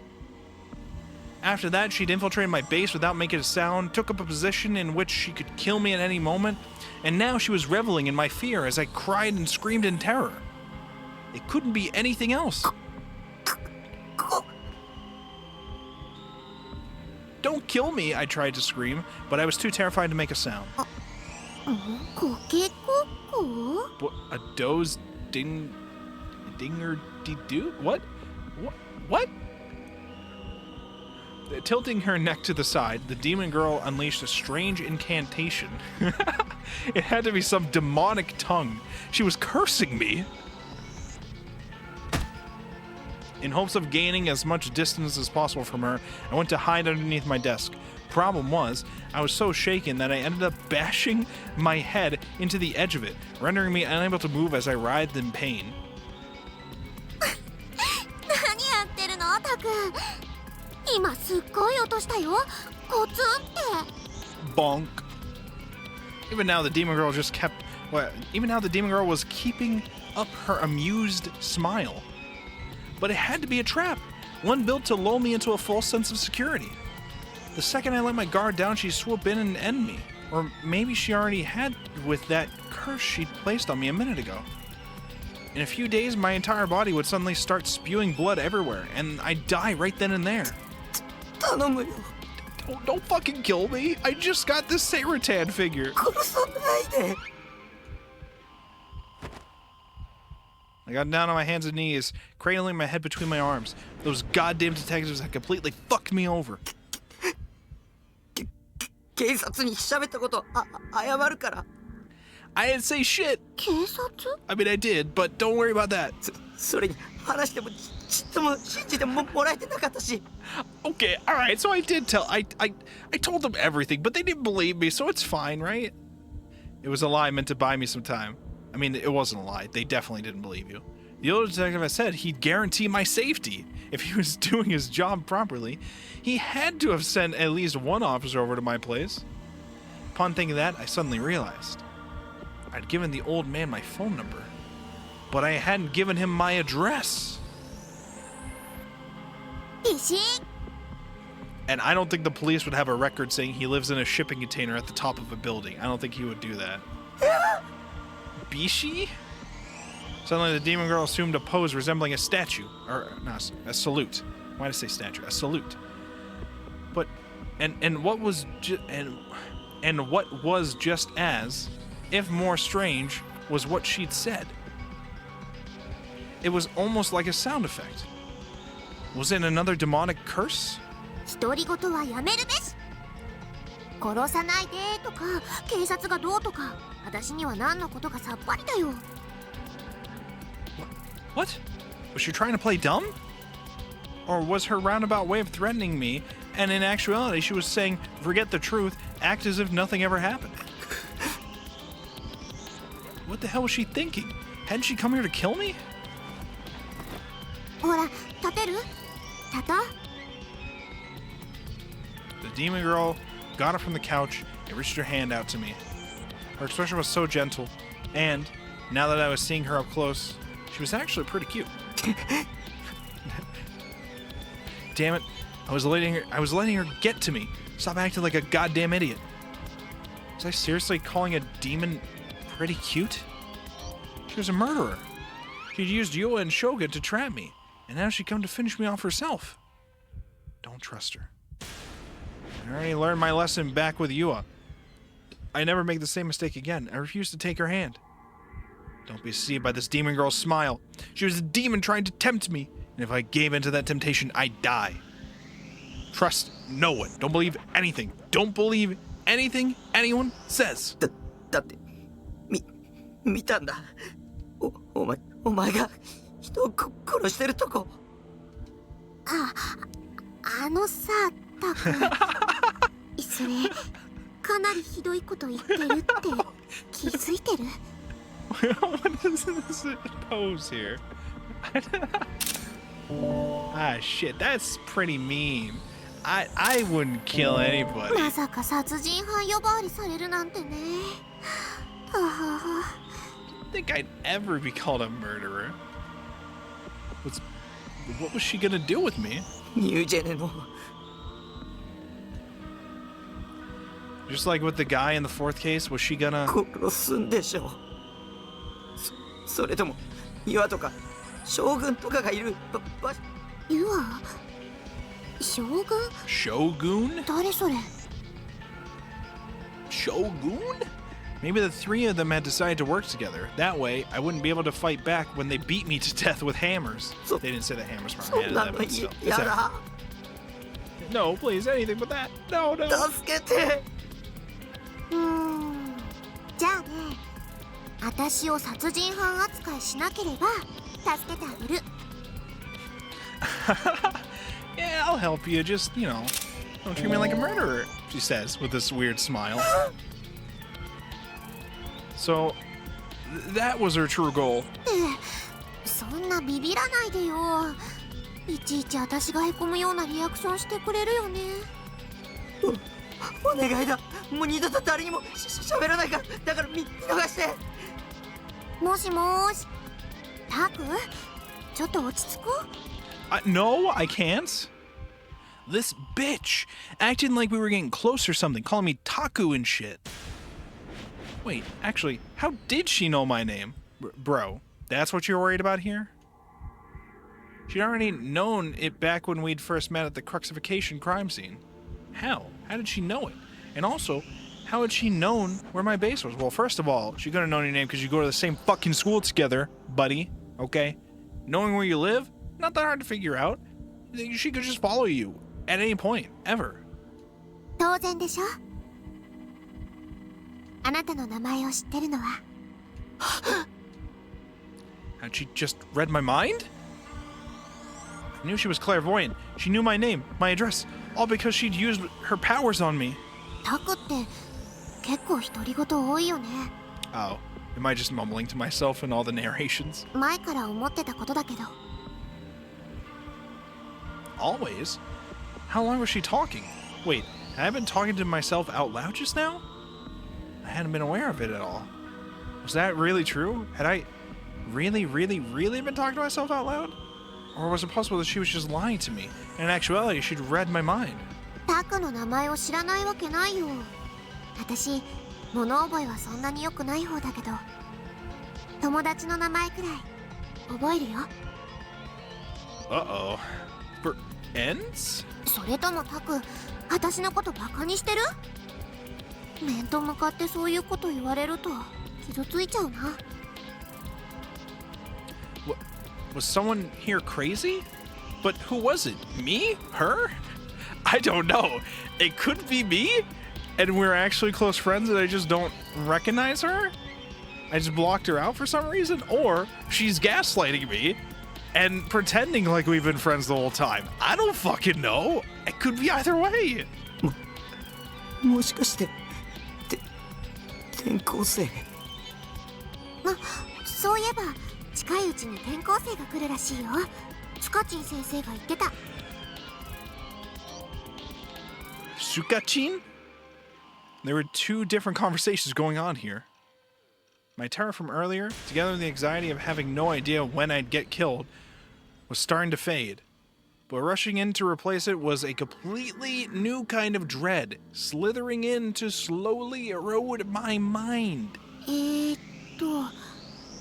もしもし、その顔はまさかまだ信じてくれてない？誰だ？ Who was she? A murderer? A demon girl? Then... That was a firework outside. A murderer. A demon girl. That was who. タクこそクラスメートの顔を覚えてないんだ。ひどー。 Did she say classmate? So we weren't just friends, but classmates too? でもまあ、しょうがないか。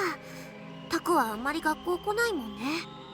だからって、私の存在丸ごとなかったことにするのはどうかと思う。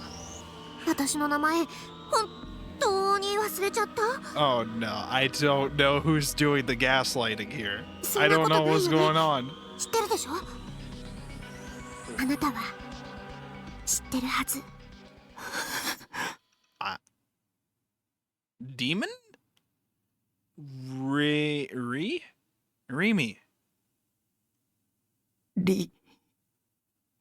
み Whoa, it's Arimia. Oh my god. Good friend of the stream. そう、正解！賞金50円プレゼント。 50 yen? Holy shit, we're rich boys. We're rich. 私、崎畑りみです。なんだ、やっぱり覚えててくれたんだね。よかったよかった。How? Was it true? Was the demon girl's name really Remy? Why had that name suddenly popped into my head just now? Why did I know this girl's name?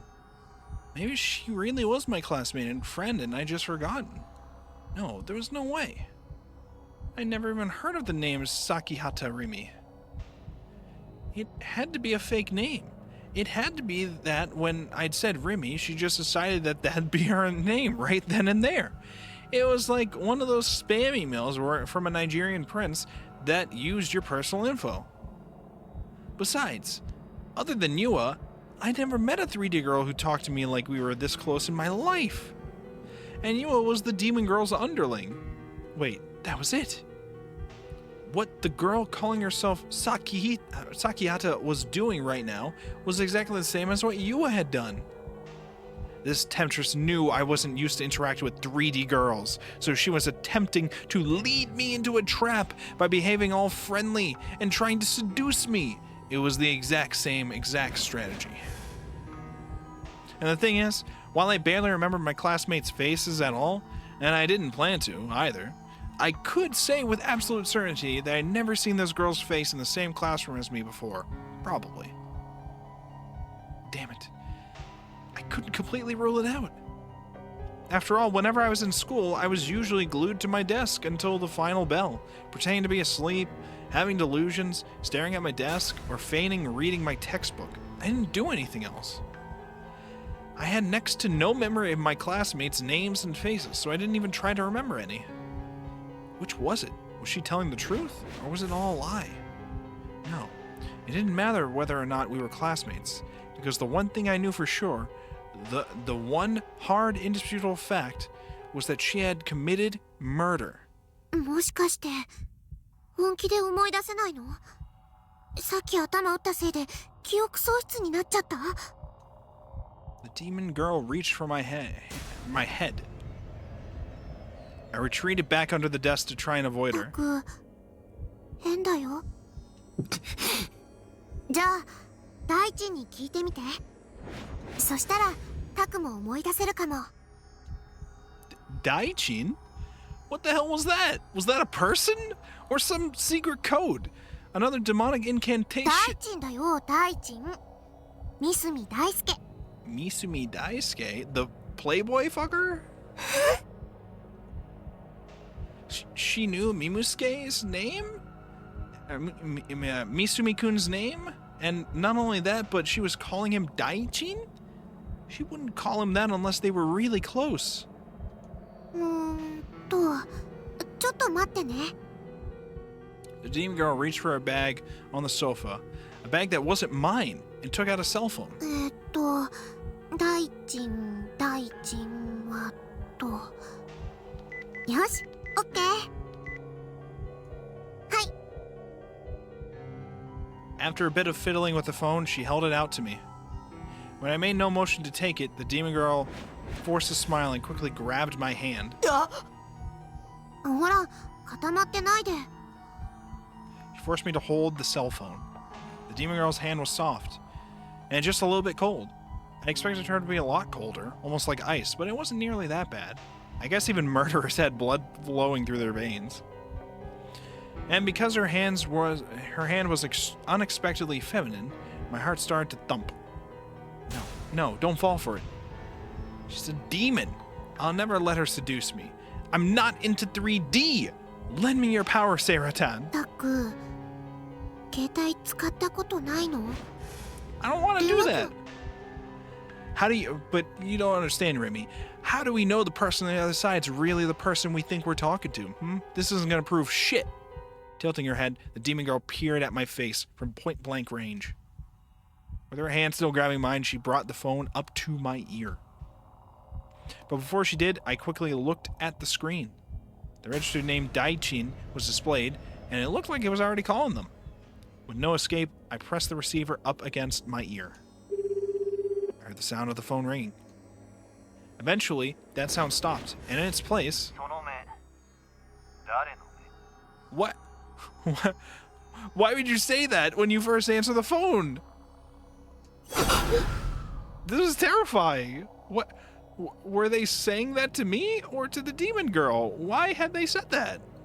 The person on the other end remained silent. They didn't say who they were. It sounded like they were downtown or something, as far as I could hear a bunch of noise coming through the receiver. I was so confused, my voice wouldn't come out. I had no idea what to say.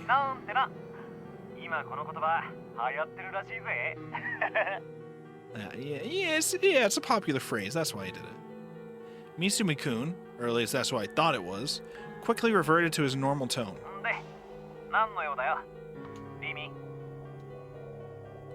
Rimi. Sakihara Rimi.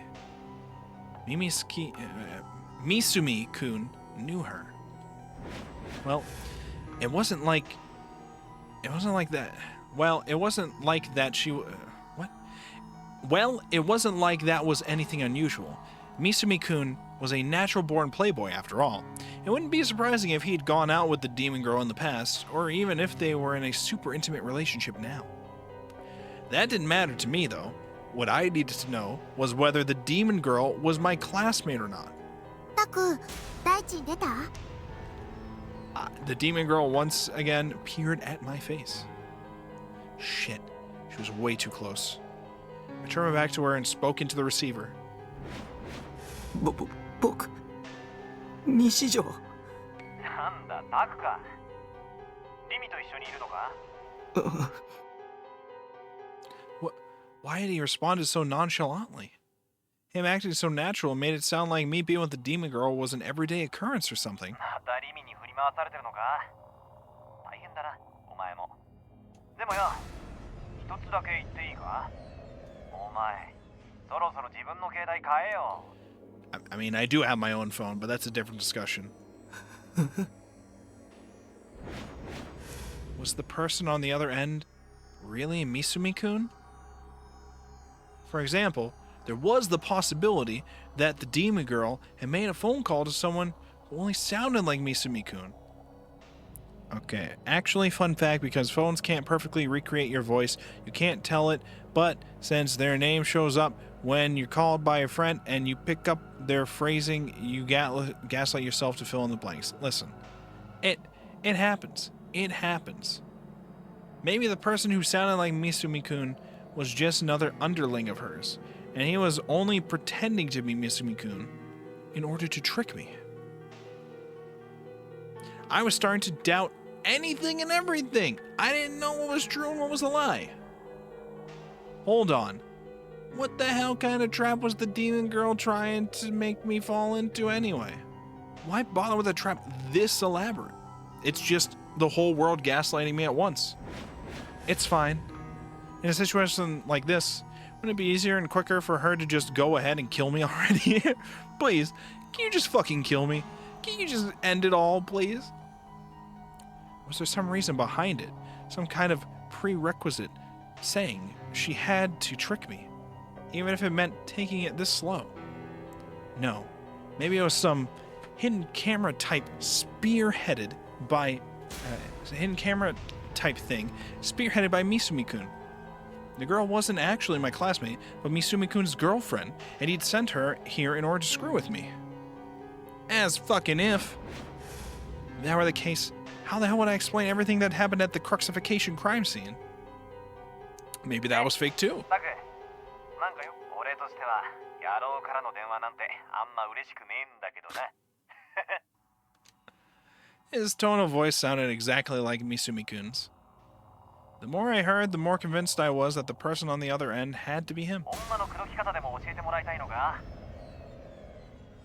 なわけねえか。 Should I start talking? I sensed a gaze on my back. The girl was staring at me. The chills on the back of my neck still hadn't gone away. What kind of expression was the demon girl making? I wanted to turn around and see for myself, but I was too scared. で、なんなんだ？今俺も女と一緒なんだよ。なるべく手短に頼むわ。そのなんだよ。早く言えって。うちの Our what? クラス Class? うちのクラスがどうした？いる In it? 何が？ What's 女 in 子 it? A girl? There's plenty of girls in it. あ？ Who? 酒畑って名前の Despite steadily becoming more and more incoherent, I somehow managed to explain myself. Suddenly, Misumi-kun stopped responding. Silence. However, I could still hear the noise of the city around him, so the call hadn't disconnected or anything. Why wasn't he talking? Next thing I heard was an extremely exaggerated sigh.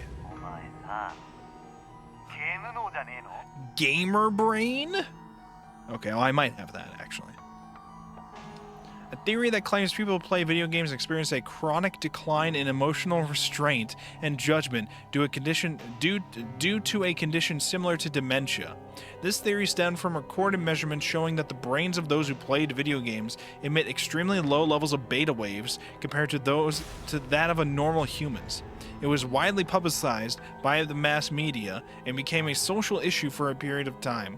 But there were too many ambiguities present in the study, such as its methodology used to measure brainwaves, leaving some to doubt its credibility. Where'd that come from? I'm pretty sure I have gamer brain, okay? Don't worry about that. Not only was it completely out of left field, but he'd brought up that bullshit condition that had been coined despite having no scientific backing whatsoever.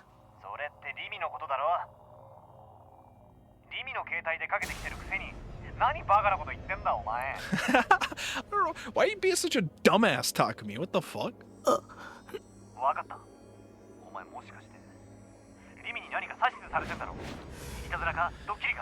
Yeah, don't worry about it. Actually, it was all a prank.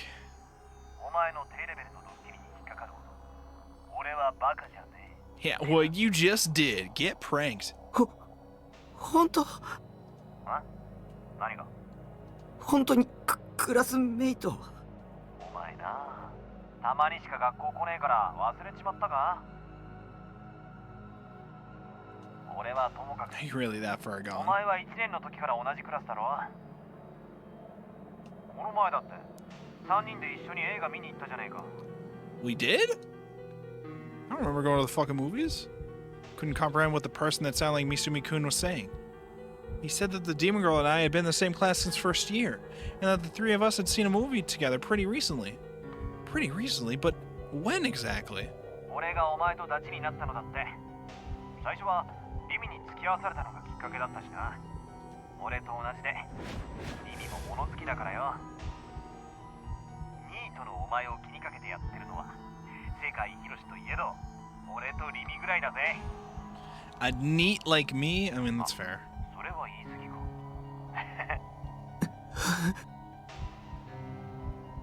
The words I heard on the other end of the call, not a single one of them felt real to me. I had absolutely no memory of any of it.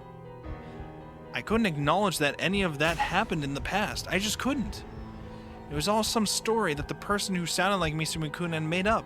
It couldn't be my past. The past could only be established as truth if a person remembered it. If I didn't remember it, it wasn't true. Is that how that works?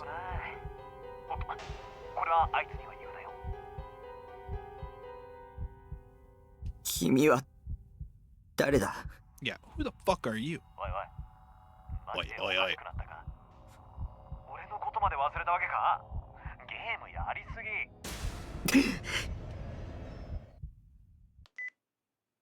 I didn't want to take it anymore. I hung up the phone.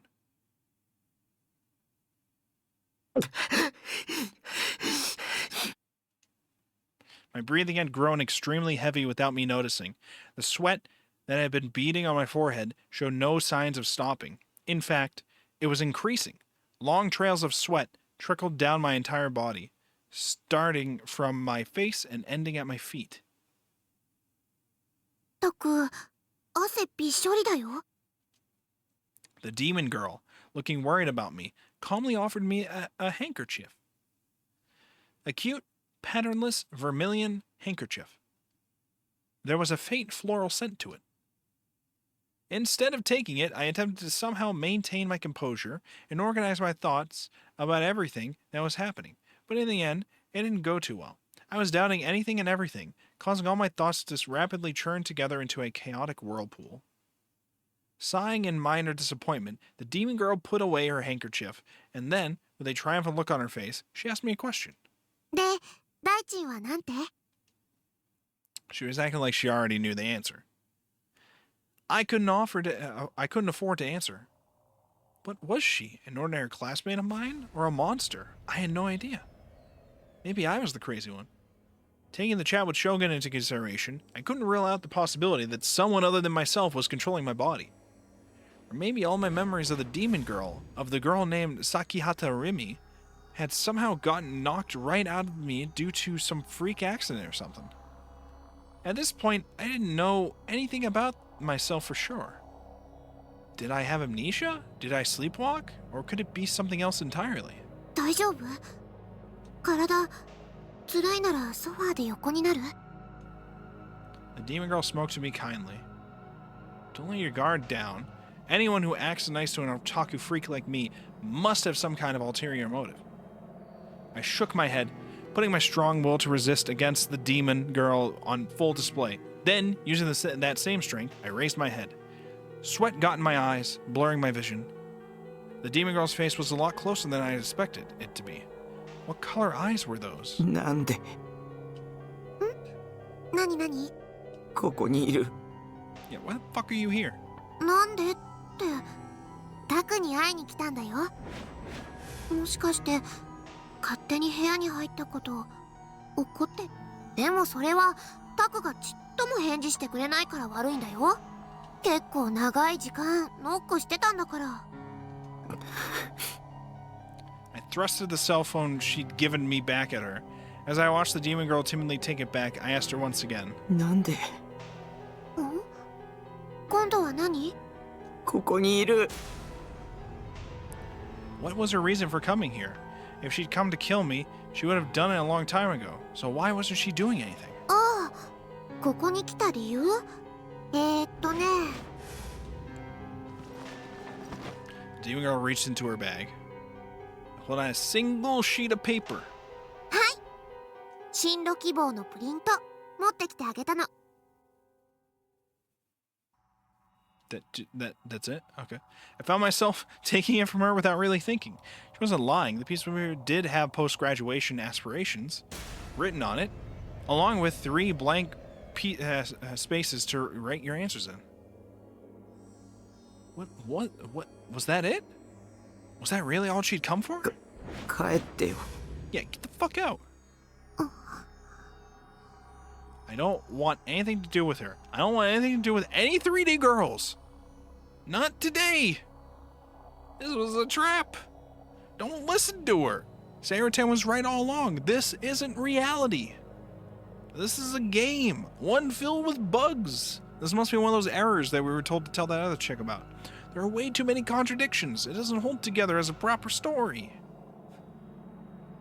僕に関わらないでよ。 If you don't intend to kill me, then just leave me alone. I am me. Some me that isn't me may be friends with Sakihata Rimi, but that me has nothing to do with the current me. Cradling my head, I closed myself off completely. I kept trembling and envisioning that the girl known as Sakihata Rimi wasn't there anymore. Not long after, I heard the sound of the door opening, telling me that the demon girl had left. Alright, problem solved. It's okay, though. That was all a delusion, right? Because I picked positive delusion for that. So it was all just a delusion, right? Yeah, I'm going to turn up my AC. I'm turning it up. Give me 1 second.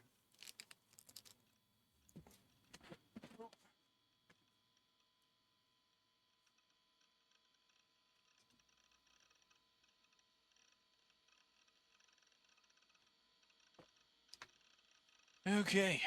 Alrighty. Do I have an alert? I have an alert. Go away. Okay, boys. In the midst of a pitch black room, the pale light of a PC monitor cut through the darkness. Pictured on the screen was a Sarah screensaver from Bloodtoon, the animation. While there had been a girl by the name of Sakihata Rimi present in the container half a day prior, the only figure that remained was the container's owner, Nishijo Takumi. It was already 5 in the morning. In Takumi's daily life, he would play online games until dawn, and then collapse onto the sofa once he could not keep his eyes open any longer. Even now, Takumi was asleep on the couch, twisted in a seemingly uncomfortable position. He never used his bed for sleep because it was covered too much in eroge and trash and shit. He did indeed have a proper bed, but it was already occupied by manga, CDs, and other random piled up media. He could never be bothered to tidy it up, so his bed had effectively been repurposed into his storeroom. Ever since then, he had utilized his two-person sofa as his one and only place to sleep. A pained moan escaped from Takumi's lips. Perhaps he was having a nightmare. His entire body was perspiring, and his closed eyelids twitched and trembled. His expression was warped in agony, and he was tossing and turning so frequently, he came very close to falling off the couch. Right before he did, however, his eyes suddenly and inexplicably shot open as he faced the ceiling. They were bloodshot, and his eyeballs were faintly convulsing. Still in that state, without blinking even a single time, he rose from the sofa and slowly staggered towards the PC. Without sitting down, he moved the mouse as he stood before the desk. The screensaver disappeared, and his desktop showed itself. The pale light of the monitor shone on Takumi's face, illuminating his horrifyingly vacant expression. His body swayed back and forth, and his mouth hung slightly ajar. Drool seeped down his chin. His current state was a textbook example of sleepwalking.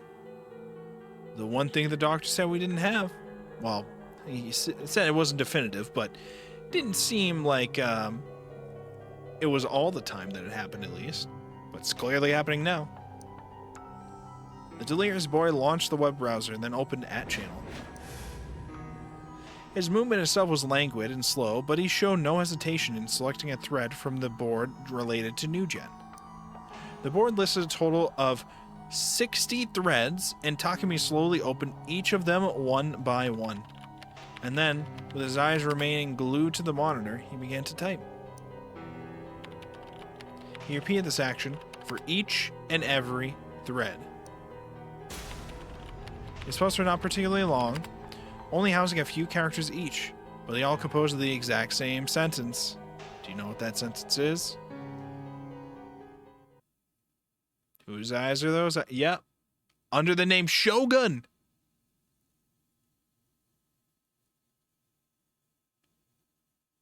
Okay, alright, so we might have lost it. We might have lost it.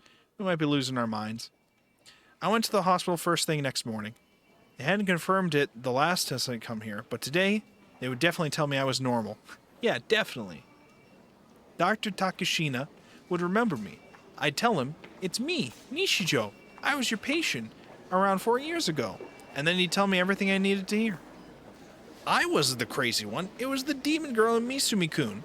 They were the crazy ones. That was definitely what he was going to say. The hospital opened at 8 in the morning, which was a little bit earlier than regular hospitals.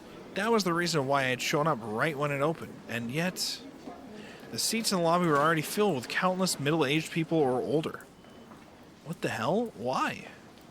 The hospital had just opened. So why are there so many people? I already know the answer to this one. The answer for this one is typically that old people going to the hospital usually like to do it like early in the fucking morning. And they want to get that shit done and move on with their day, okay? It's a thing. It's a thing, okay? Don't you bastards... The hospital just opened. Why are there so many people here? Don't you bastards know head starts are unfair? Come on time like you're supposed to, assholes. As I continued to insult them inside my head, I had no choice but to wait. About an hour passed before I really started to regret not having made an appointment. But right after I started thinking that, they called my name, and I was immediately relieved to know that I wouldn't have to wait as long as last week.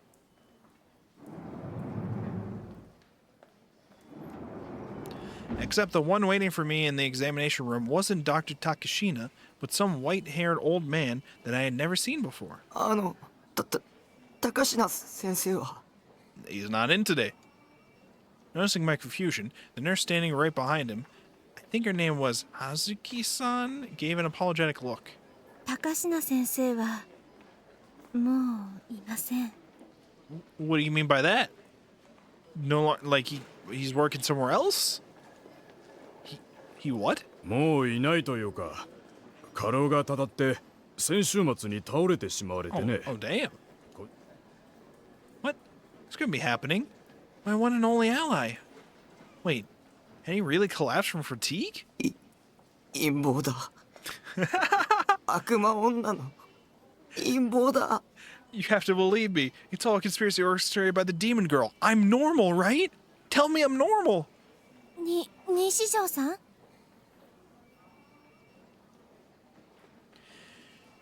She had to have poisoned his food, or sent him a death threat to scare him into submission, or done some other horrible act to psychologically break him. This had to be the work of the demon girl. She was trying to isolate me from my allies so I'd be defenseless against her assault. There's no way in hell I was going to let anyone other than Dr. Takashina examine me. So instead of getting my checkup, I ran away from the hospital. Fuck that shit.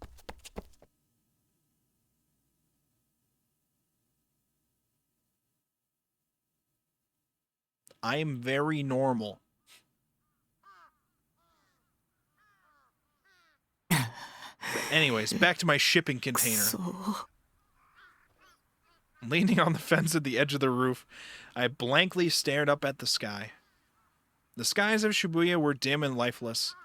You'd have to be crazy to call them clear. 病院にはもう行かない方がいい。 I don't know about that. Demon Girl's net was tightening around me. Maybe I already had nowhere to run. Maybe the detectives I met yesterday were imposters. Amogus? Maybe in reality, they had been the Demon Girl's underlings all along, and they'd just been testing me. That had to be it. Timing had been just way too perfect. The Demon Girl had broken into my room right after I talked to them, for fuck's sake. She was a demon after all. She wasn't human. Controlling and manipulating the human mind would be child's play for her. I have no evidence of that, though, but at the same time, I had no evidence of proving she wasn't a demon. Which meant the only way to stay alive was to just assume the worst-case scenario. Did I really have nobody on my side? It felt like everyone was against me. No matter where I looked, no matter who it was, all I saw was yet another one of the Demon Girl's underlings. 助けて。誰か助けてよ。 Why didn't I have even a single ally? Why wouldn't anyone come save me? Why did I only have to suffer so much? I felt more helpless than ever. I just wanted something to support me. Someone who would protect me. Something that would protect me. I didn't care who it was. Just someone, something. Please grant me salvation. And then, just as suddenly, Fess's Kishimoto Ayase's face appeared in my mind. I remembered what she'd said to me when we'd met at school. I'd been lost my own delusions at the time, but Misumi-kun told me what she'd said. Find a sword. If you do, you'll be granted salvation. Ken. We have to go buy an energy sword. We have to go out, and we gotta buy the Halo 3 energy sword. Let's do it. If this was a game, I'd be the protagonist, and there'd be a cliche story moment where I'd obtain the legendary sword and triumph over evil. At this point, I'd heard the word sword from 2 different 3D girls recently, and an extremely close proximity at that. There still remained the possibility that Fess was on my side. Girl B, however, I think her name was Senna, had a pretty high chance of being one of the Demon Girl's underlings, judging by her attitude. A sword. 剣だ。剣を手に入れるんだ。そう。 I started talking to myself like I'd lost my mind. I was grasping at straws at this point. If I just get my hands on a sword, I might be freed from this nightmare. I couldn't help but hope for that. It wasn't that I believed what Fess had said about it granting me salvation. I just had nothing else to cling to. At the very least, I should do some research.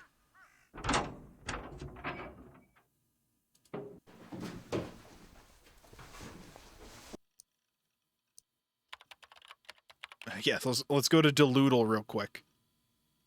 Let's go check Deloodle. Hold on one second. Hold on. Hold on. Hold on, gamers. Are we holding? Okay, here we go. Okay. I probably tried searching for it online. I saw him by checking to see if the swords Fess and Senna were carrying appeared in any anime, but I couldn't find anything. at least from the seasonals. I'd expected as much. I always checked out the newest anime after all. Considering there were upwards of 30 to 40 of them in one season, it'd really pile up on me if I tried to watch them all. So I just watched the first couple episodes and figured out which ones to keep up following from there. That's me. Yeah, that's me. That's what we do. That's what we're literally doing this week in the Discord. Discord.wolfborg.com. That's us. That's what we do. Yeah. Naturally, since YouTube existed, I had no trouble completing my lineup from channels such as BS and CS. So there was no way I'd overlook any anime. And those swords weren't in any of the shows I'd checked out. The swords both had extremely distinctive shapes, so if they'd shown up, I definitely would have remembered them. Although, if someone older than myself had been controlling me when I saw it, then there was nothing I could do about it. 1 second. There we go. Okay. Next, I tried searching for the swords themselves, rather than anime they might have appeared in. くそ、ほとんどがゲームの攻略サイトじゃんか。 Terms I knew well, such as ESO Shangri-La Edge, kept propping up. I was making no progress. For fuck's sake, I was supposed to be able to find it quickly. I had a feeling that Sana had used a more concrete name for it, but what had it been? Remember, the nightmare won't end unless you remember. It's a D-sword. 答え D-sword. 見えるんだな。ディソードが。 D-sword が。ディソード。 That was it. She called it a D-sword.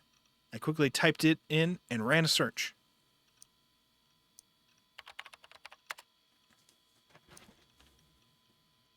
D-sword. Fantasy Wiki. Amnesia. I got hits.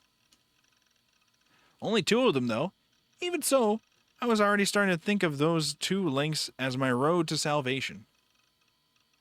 Holding back my excitement, I clicked on the top one first. 404 not found. Shit. The page was down. Damn it. What the hell? Okay, calm down. Go back and look at the cache. We can figure it out.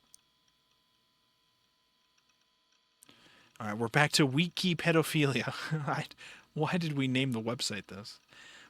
The page had an illustration on it. Must have been a recreation based on how the sword was described in various books. Oh wait, when did this one just come up? The Kamaitachi phenomenon. An extremely rare phenomenon in which the body is suddenly marked with a wound as if it had been cut by a sharp blade. Kamaitachi are wind yokai from the Koshin-etsu region of Japan. They have sharp sickle-like claws on both hands, which local legend states are used to cut their victims, causing the phenomenon described above. The true cause behind why this phenomenon occurs has not yet been ascertained. Okay. All right. Oh, wait. So what does the page say? D-sword. Delusional idea sword. The delusional ideal sword. Yeah. Yeah. All right. That makes sense now. Thus, swords of light, known as D-swords, were unleashed upon the world. D-swords are fictional swords created in medieval Europe by the legendary Gladiol, the wicked-hearted king. The swords were created to feed off of the negative emotions of man, and as such, it is said that the Black Knights. Oh my God! Sorry, excuse me. Okay. These swords are fictional. Said that the Black Knights who fought with these swords eventually had their eyes eaten away by them. Had their eyes? Their eyes eaten away? Oh my God. Unlike other holy/cursed swords, these swords are characterized by their unique invisibility. It is said that the moment one of these seemingly unarmed warriors swung their arms, the sharp slice caused their opponent's arm to be severed from their body and fall to the ground before they can even feel the pain, much like the kamaitachi phenomenon. Ancient legends often contain setting and transcend theories of all creation, and as such, the sword has been... Oh, here we go. It's from a legend? Ancient legends often contain settings that transcends theories of all creation, and as such, this sword has made appearances in several pseudepigrapha... What the fuck is a pseudepigrapha? What the fuck? Books? And various other mediums. D-swords and the kamaitachi phenomenon are considered to be practically synonymous. Kamaitachi, meanwhile, are imaginary specters that are sometimes depicted as weasels, with sharp sickles for arms. But this interpretation can only be attributed to a faithful recreation of people's imaginations over many years. If one were to describe the beings in words, kamaitachi would be spirits of the wind, entities with a very weak presence in reality. However, the truth of the phenomenon has already been verified by modern science. The slices are said to be caused by a naturally occurring phenomenon in places where the air is incredibly dry, and the vacuum-like conditions present in such places causes cuts to appear on the skin. Related entry, The Gladiol Saga, a series of high fantasy novels based on the Eastern European myth of Gladiol, the wicked-hearted king. Told over the course of 23 volumes, it depicted the battle between the 7 Black Knights and Gladiol. It was written by R.C.O. Ziegler from 1929 to 1951. The series has been translated to several languages, but never gained blah, blah, blah, widespread something. Okay. Oh, here we go. But it never gained widespread appeal. But it never gained widespread appeal due to its rather esoteric writing style. Okay, so that's what their depiction of the sword looks like. But compared to the one that Senagura had, it's really plain. Why did it have to be such a niche sword to begin with? I mean, why couldn't it have been a sword like Excalibur or Kusanagi? You know, swords that were actually a big deal. No, this wasn't the time to piss and moan. Niche or mainstream, I didn't care as long as it could save me. I decided to research it for a bit more. Continuing, I clicked the second link. The words, I bought a D-sword, caught my eye specifically. Were a D-sword something you could buy? Can we pay to win this shit?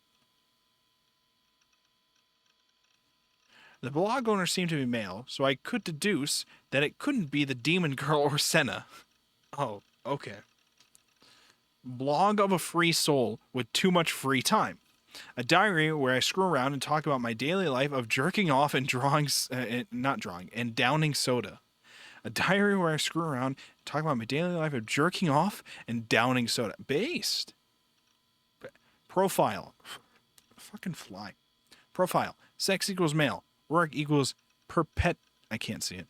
Hobby equals I can't read. Love shop equals something? What? Okay. Free soul with free time. Okay. This is page 10 of his website, apparently. His blog. I bought a C-Tord. C-Tord? What is wrong with me? I bought a D-Sword. 2007. February 10th. I bought a Z-Sword today. It's called a D-Sword, I think. I bought a sword today. It's called a D-Sword, I think. Seriously, I can't get enough of this shady stuff I've been picking up. Town Vanguard is an oasis for my soul, man. The only places in the entire Tokyo metropolitan area that have got that shady vibe TV has are in Akiba. Even then, though, Akiba stores don't really scratch that itch for me, you know? All they've really got is computers or porn or stuff like that. Can't say the same something. The blogger seemed to be male, so I could deduce it wasn't the Demon God or Senna. And the energy shown in the writing was way too different from Shogun's. There used to be all sorts of shady shops in Shibuya, really shows my age, but they've been washed away along with the flow of time. Man, those were the better days, lol. What's amazing to me, though, is that if you didn't know any better, TV totally looks like a store for noobs, LMAO. I like to imagine this is the blog of that detective guy I like to imagine this is his blog that he started up like years ago. Was he a completely unrelated third party, or could he have deliberately changed his writing style? What the fuck? I knew that no answer would come to me, no matter how much I thought about it, so I gave up and stopped looking at the blog. More importantly, it seemed like the store where he'd mentioned, Town Vanguard, was located in Shibuya.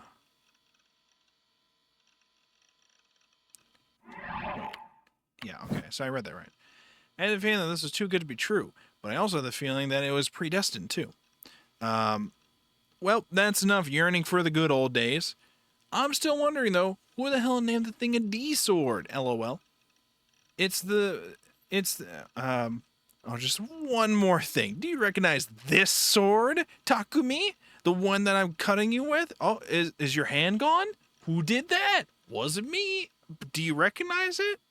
Interesting. You've been real helpful. I'm still wondering who the hell named the thing a D-sword, LOL. It's this pretty huge toy, and it's got this real oomph to it. Yeah, but even then, I'll bet money on the fact that the only reason it's at the store at all is because of the clerk Yo-chan's interests. I mean, they recently put up a fantasy weapons section in one of the corners of the store, so LOL. There was a bunch of stuff like a lightsaber and a light shuriken, but they were obviously fake. It was pretty disappointing, to be honest. And yet the light shuriken looks so ridiculous that I just had to buy the... Okay, so you probably bought it. The D stands for damn. This is a big-ass sword. Accurate. Looking at it from another angle, maybe the exact reason I'd run into a girl holding a D-sword in the middle of Shibuya twice was because the store was located there. Wait, wasn't underground stuff like this supposed to be secret? Wasn't underground stuff like this supposed to secretly be popular among a few minority groups in Shibuya? Pretty sure it was. Back to Deluddle. Anyways, I went ahead and ran a search for Town Vanguard. It didn't seem to have an official site, but I did find a preview image of it on an online map. If they didn't have an official site, that probably meant they didn't take online orders. I tried searching for them as a seller on taboo auctions, but I didn't find anything. Which meant that I would have to go to the store in person. I really didn't want to go outside, but... 剣は手に入れなくちゃ。手に入れないとダメなんだ。 I had now come to think of the sword as my soul, only means of opposing the demon girl. I didn't have any idea what I would actually do after I got it, though. I certainly wasn't brave enough to kill her with it, not even close. Even so, I hoped that if I got my hands on a sword, I would be released somewhat from the terror that was tormenting me. The D-sword would be my protective charm, something I could depend on. There was something strangely alluring about the sword.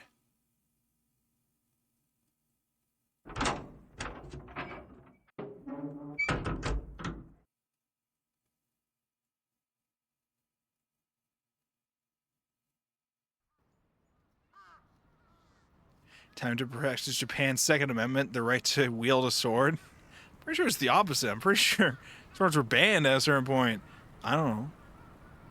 It seemed like the store was located somewhere near Cat Street.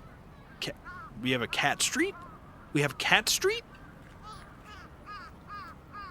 Wait, what's the sign that dude's holding? God something something city. What does the sign say? God was something city? Cat Street was a long, winding road next to Meiji Dori that ran from Shibuya to Harajuku. Apparently, it had been built on top of an old stream that had been reclaimed a while back. There was a bunch of reasons as to why people started calling it Cat Street, such as it being frequented by feral cats, or that it was so narrow that only cats could use it. But it wasn't like it made a difference to me either way. Cat Street was pretty far away from my base. It took about 15 to 20 minutes to get there on foot. It'd be much faster by bike, but unfortunately I didn't have one. I decided to take a route that went past the front of the train station, and then through Shoto via cutting through Miyashita Park. Quickening my pace a bit, I crossed the overpass that went over Meiji-dori.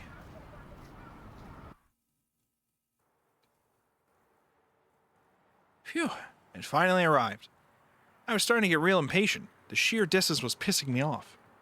Cat Street was nice and quiet compared to Center Gai, and it felt much more like Harajuku than Shibuya.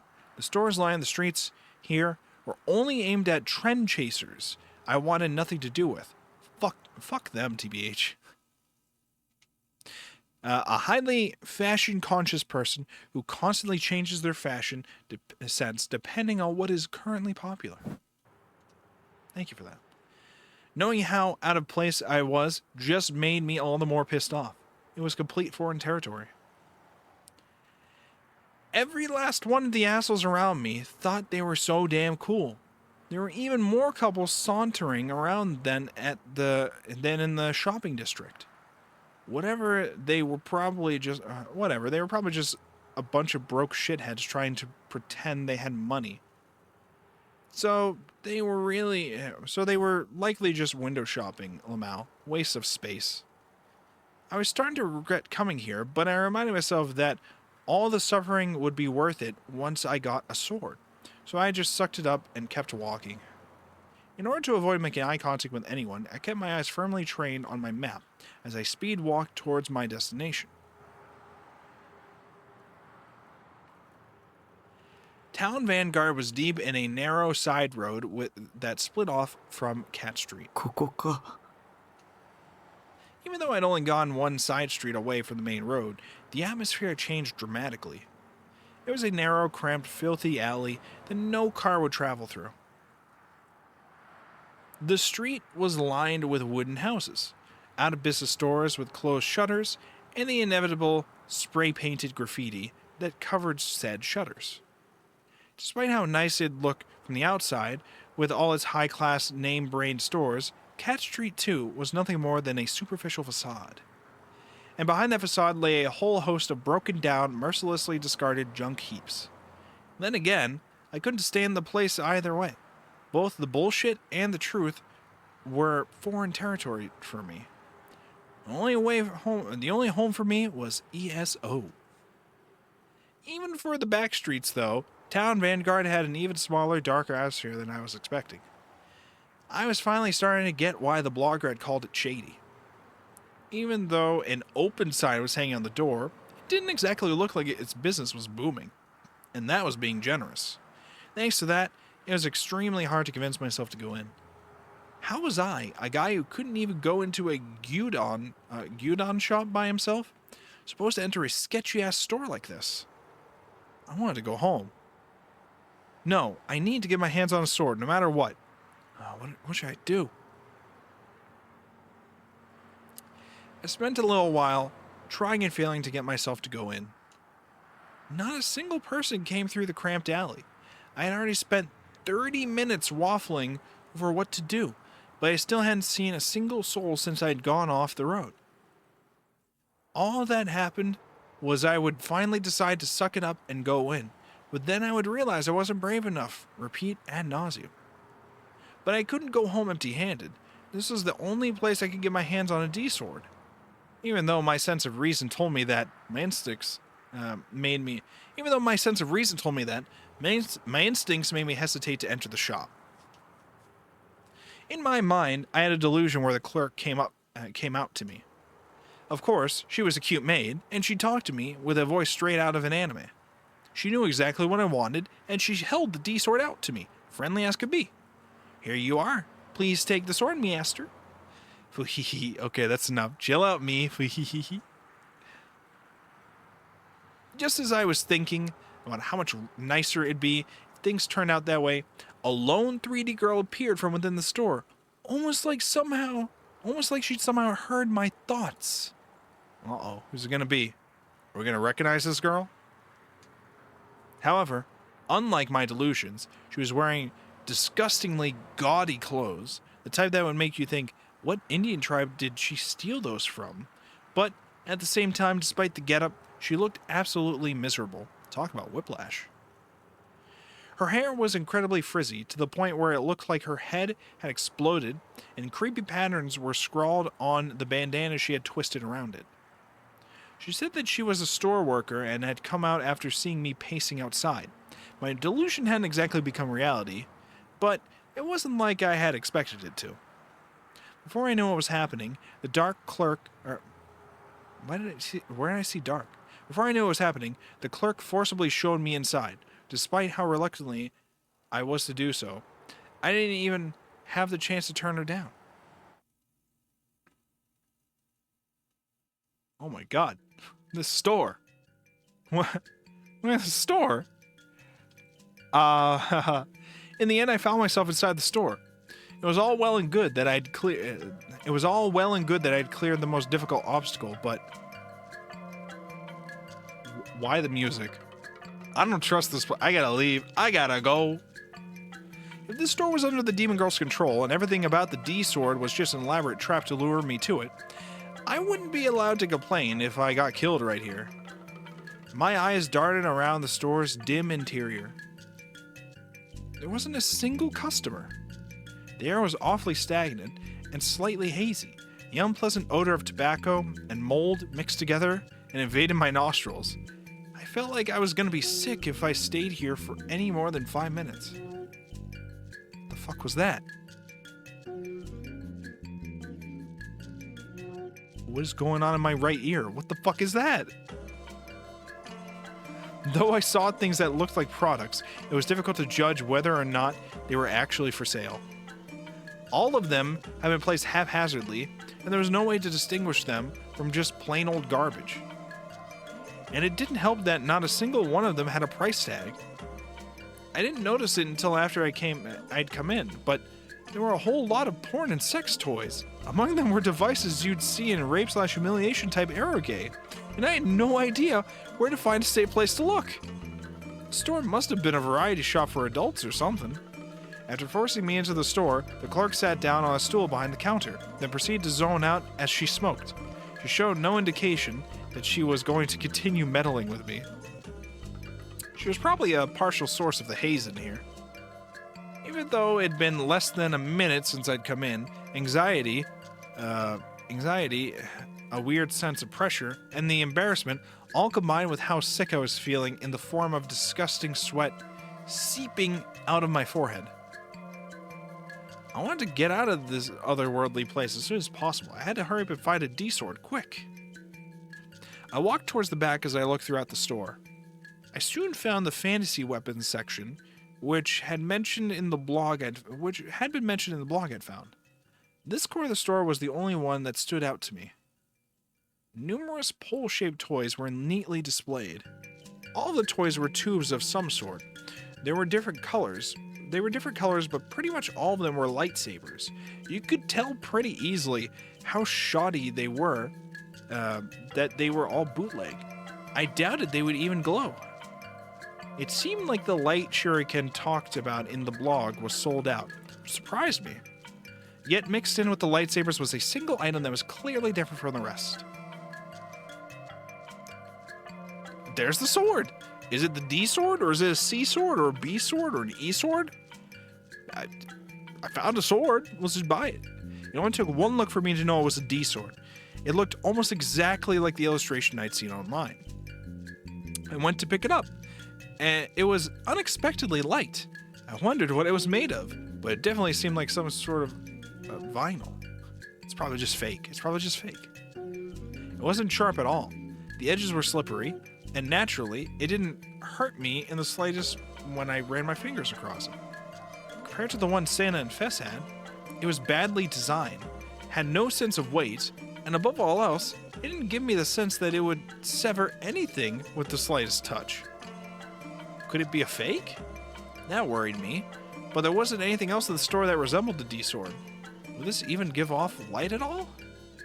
The D-sword Fess had swung at her show had pieces of glass embedded in it that gave off a blue light and looked extremely badass. But I didn't see a single shard of glass in the sword I was holding. Maybe I shouldn't buy it. The D-sword was so shoddily made that I couldn't help but come to that conclusion, despite how long it had taken me to get there. But find a sword. If you do, you'll be granted salvation.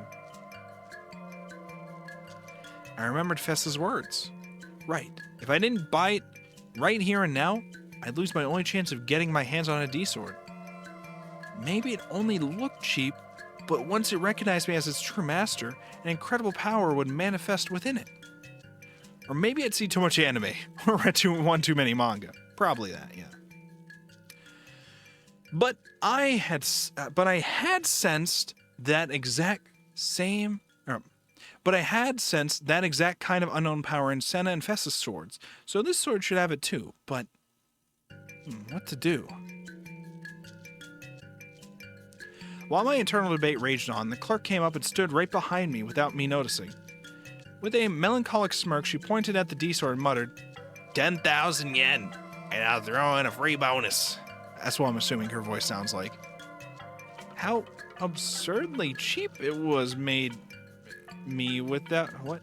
How absurdly cheap it was made me doubt my own ears. That's like less than $100 these days. But yeah, 10,000 yen. That'd be like roughly probably $100 by the time this is airing. So $100 for a sword? That doesn't sound too bad, but it also is probably extremely fake, so. I had amassed quite a bit of cash from RMT, and if it was only 10,000 yen, I could buy it simply by sacrificing a single figure. Yeah. When I heard the price, and when I'd realized that it was the last one they had left, I'd come to an immediate decision. The bonus that had come with it was a cheap-looking bangle. To be frank, I didn't want it in the slightest. The bangle's probably actually the cool thing. Don't worry about it. Everything after that was hell. Town Vanguard didn't do deliveries, so my only option was to log it home myself. Toy or not, my excitement died instantly when I realized I'd have to carry the stupidly long sword right through the heart of Shibuya. But I'd already paid for it, and the clerk adamantly refused to let me return it. This was a really intense form of humiliation roleplay. Having to haul a huge toy like this from down a fancy street, just as I'd come to expect, the DQN couples, dolled up grills, and whatever other manner of sheep that passed by all had those exact same mocking smiles. Damn it, every last one of you should just KYS. I focused intently on keeping my head down for the rest of the way home, having delusions all the way about swinging my newly bought D-sword at the innocent people in the middle of the road, viciously slaughtering piles and piles of them.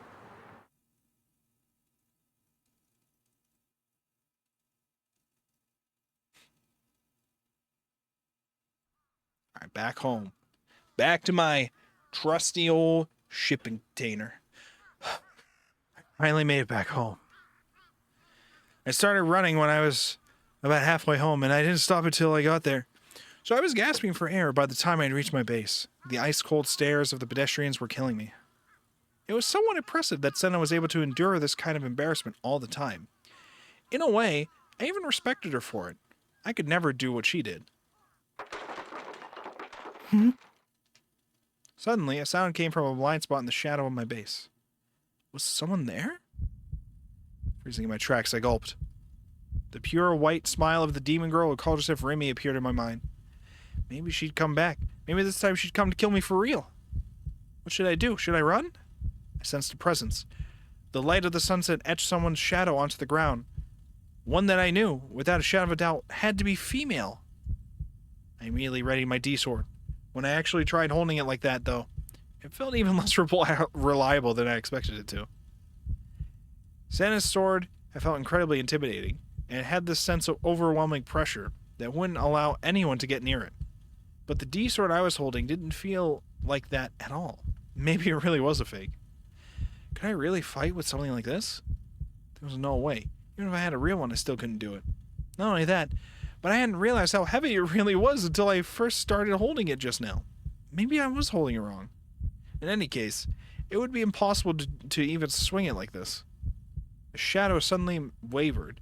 It was approaching me. 来るな shut my eyes tight and haphazardly swung the sword in front of me. I knew I wouldn't be able to defeat my enemy this way. Is this going to be my sister? Is this going to be Nanami? Even so, I had the faint hope that, as long as I had this sword, it'd somehow do something anyway. But I didn't feel it hit anything, nor did my enemy make a sound. I couldn't believe it. Could that single strike of mine have utterly annihilated the demon girl? If so, that'd be the best shit to ever happen to... 鬼、その剣何？ I knew you guys doubted me. I could sense you in chat thinking, Wolfborg made a guess. Obviously it's wrong. Because, you know. But there's no reason to doubt me. Obviously I'd always be correct. This is Nanami. Yeah. Never doubted? Good. Good. When I opened my eyes, the one standing there wasn't the demon girl, but rather Nanami. She was looking at me with unmistakably judgmental eyes, because I'm just swinging a fucking sword at her. Whoa. All my strength disappeared instantly, and I dropped to the ground right where I'd been standing. お前、脅かすなよ。 She was the worst little sister ever. Didn't she know how shitty it was to scare her own older brother like this, let alone enjoy it? Who the hell did she think she was? This is exactly why 3D would always pale in comparison to 2D. 別に脅かしてないよ。いつもみたいにお兄の生存確認しに来てあげたんじゃん。なのにお兄いないんだもん。なんでナナが30分もお兄のこと心配しながら待ってなくちゃいけないわけ？ナナの貴重な時間が無駄に消えてっちゃったじゃん。お兄のバカ。I didn't ask you to come over. You gave me a fucking cell phone. You don't have to come here. Worried? This bitch was worried about me? As if I would ever fall for such an obvious lie. で、どこ行ってたの？出かけるなんて珍しいじゃん。携帯にかけても繋がないし。Oh. I didn't know she called. I left my phone behind at my base. It wasn't like anyone was going to call me while I was out, so I'd see no point in bringing it. What? Alright. Alright, dude. そもそも、その剣何なの？もしかして買ってきたの？ Nanami peered curiously at the sword. あ、わかった。アニメのおもちゃかなんかでしょ？ほんと、お兄ってオタクさんだね。Okay, we can calm down on that. しかもこのおもちゃ、ちっとも似合ってないよ。It's a very manly sword. It will fuck you up. It will annihilate you. Don't test me, woman. さっきだってへっぴり腰で構えちゃってて。思い出したら笑えてきた。Don't test me. This is a D sword, not just any sword. I'll have you know. Ignoring Nanami, I undid the lock on the door to the container house, and made to go inside. ちょっと無視すんな。帰れ。 Yeah, go home. Get out. If she'd just come to check if I was alive, then she'd got what she wanted, and she no longer had any reason to be here. She was always making fun of me, and every time she came over, she would do nothing but complain. If she was really that put off by being here, then she didn't have to come at all. It was annoying anyway. It'd be no skin off my back if she stopped. あのね、わざわざ様子見に来てあげてんだから、もっとありがたがってよ。せっかくお土産まで持ってきたのに。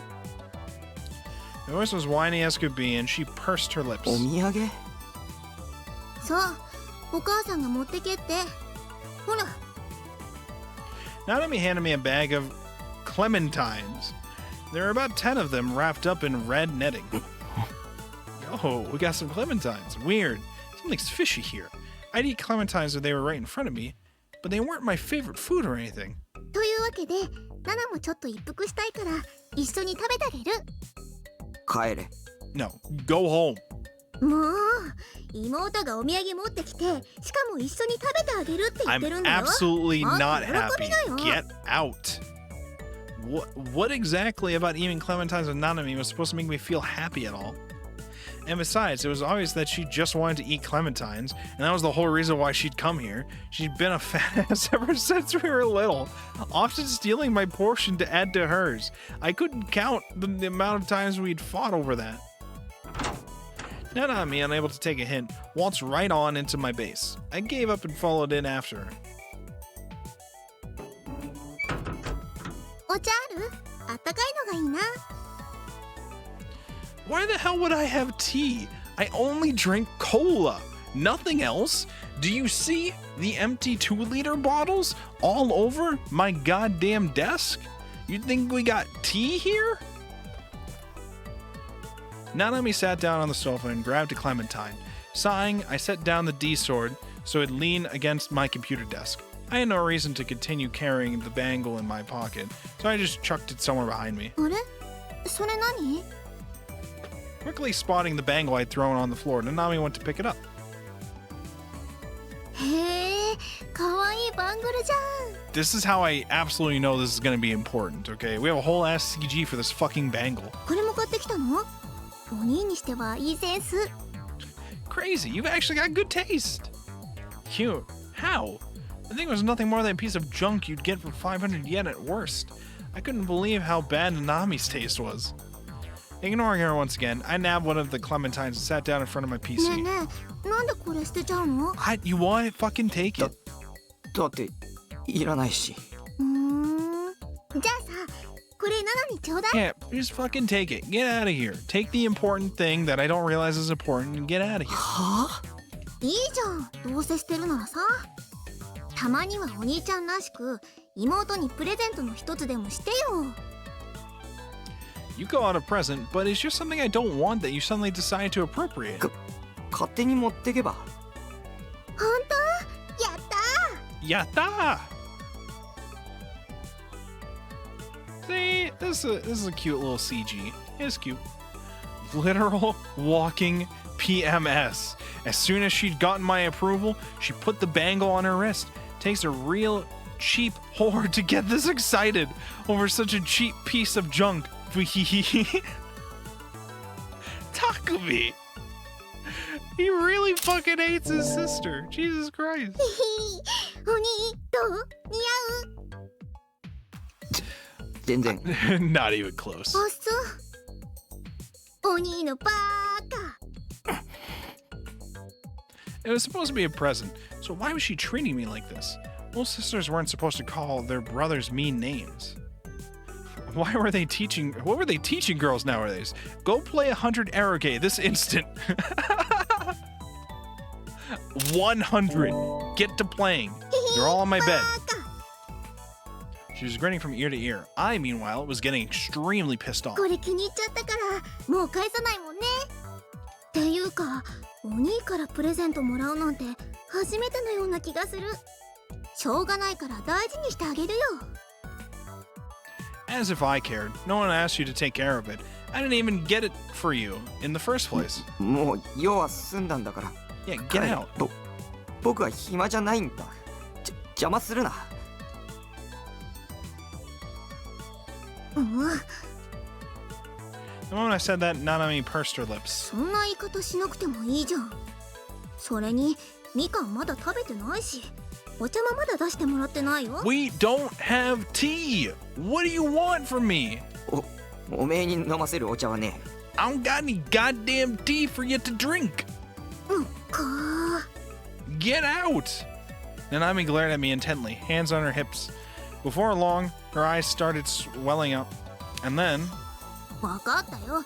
そんなに邪魔なら帰る。 Yeah, good. Get out. Go. ああ。 Get. さっさと頼む。 Get out of here. Make it quick. Go. Be gone. お兄のバカ。お兄なんてみかんの皮で目つぶし食らって失明しちゃえ。Get Clementine's skin in your eyes and go blind forever. あとバングルは返さないかんね。バカ。 Baka.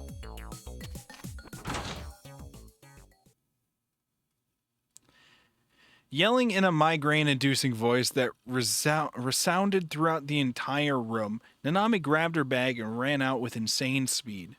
Oh, thank God, it was finally over. Hanging out with Nanami always took everything out of me. Why did she insist on coming here every week when I had made it very clear I was sick of it? Read the room for fuck's sake.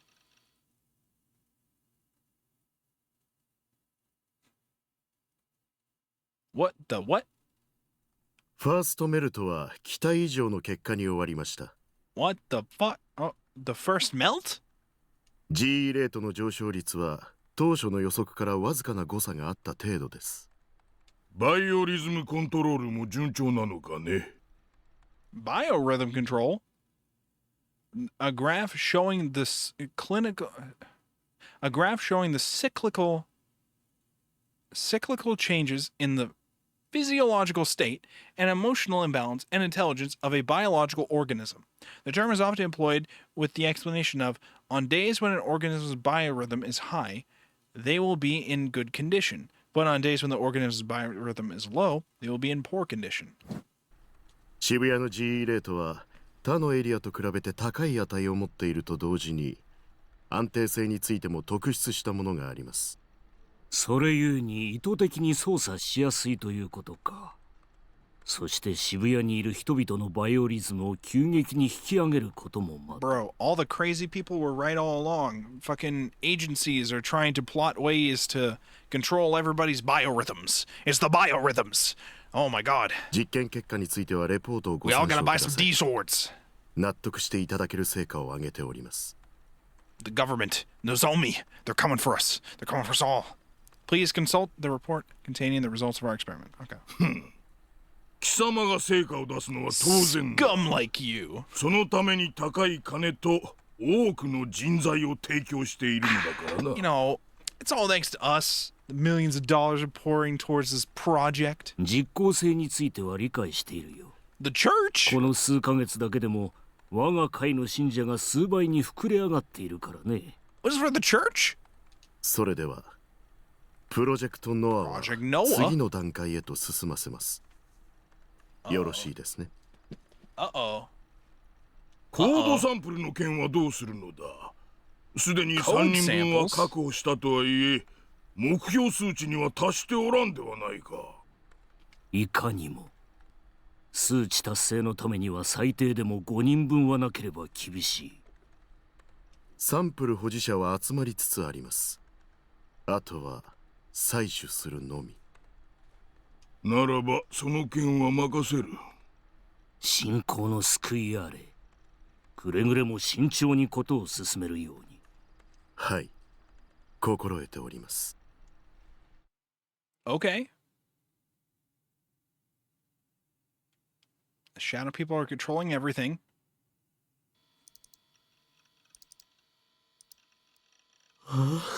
Anyways, back to my pewter, okay? Now I got my D sword. I'm all set to continue grinding on ESO.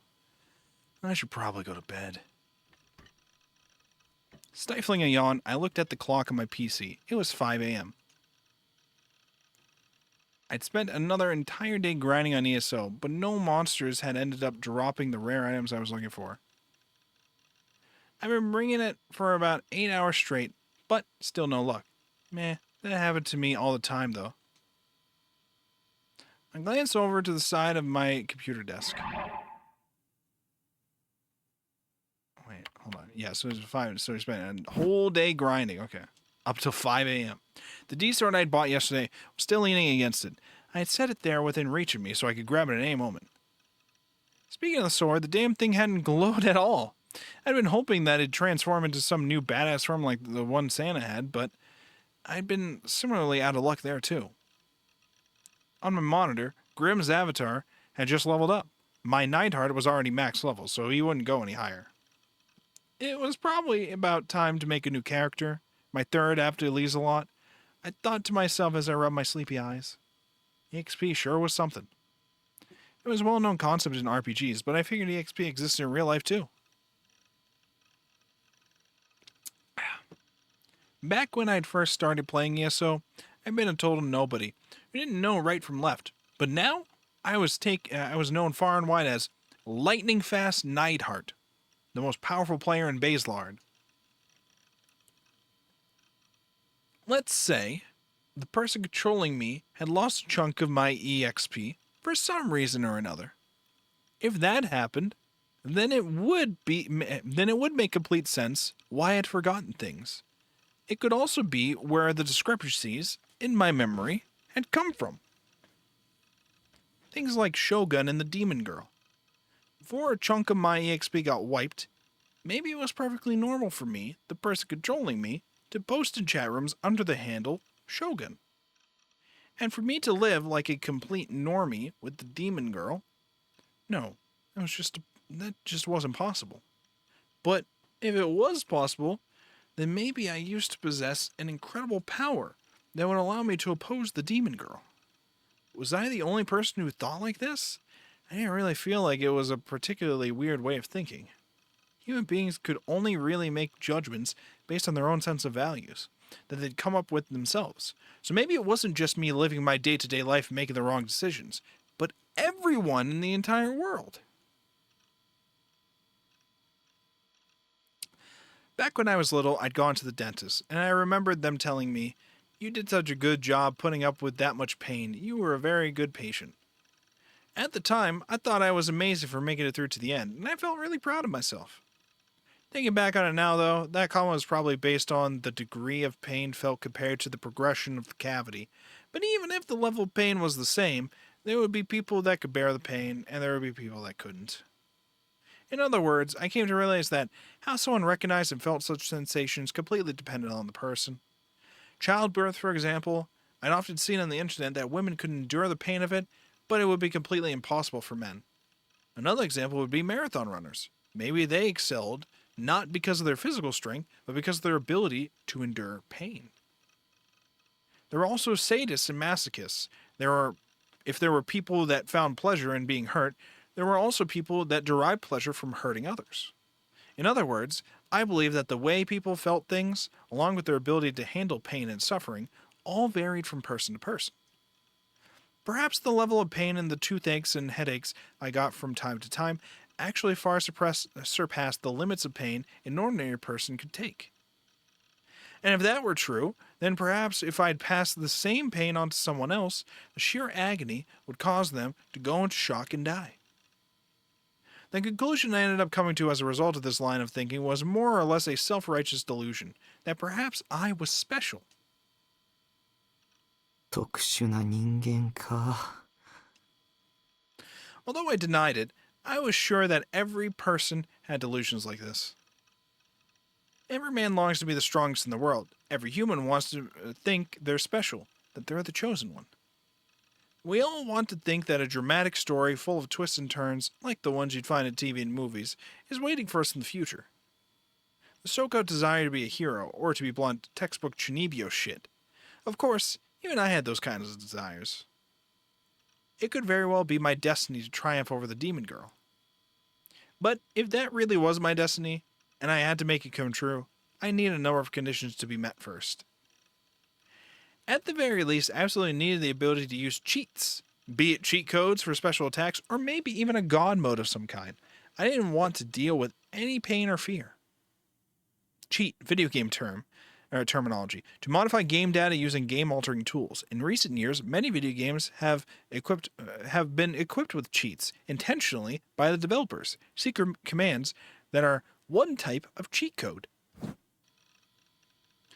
If I couldn't cheat in some way, or, in other words, if I was supposed to achieve that with my own power, there was no way I'd be able to do it. Which was why, if the person controlling me had lost all of my XP, that would be a huge blow to me, a super effective one.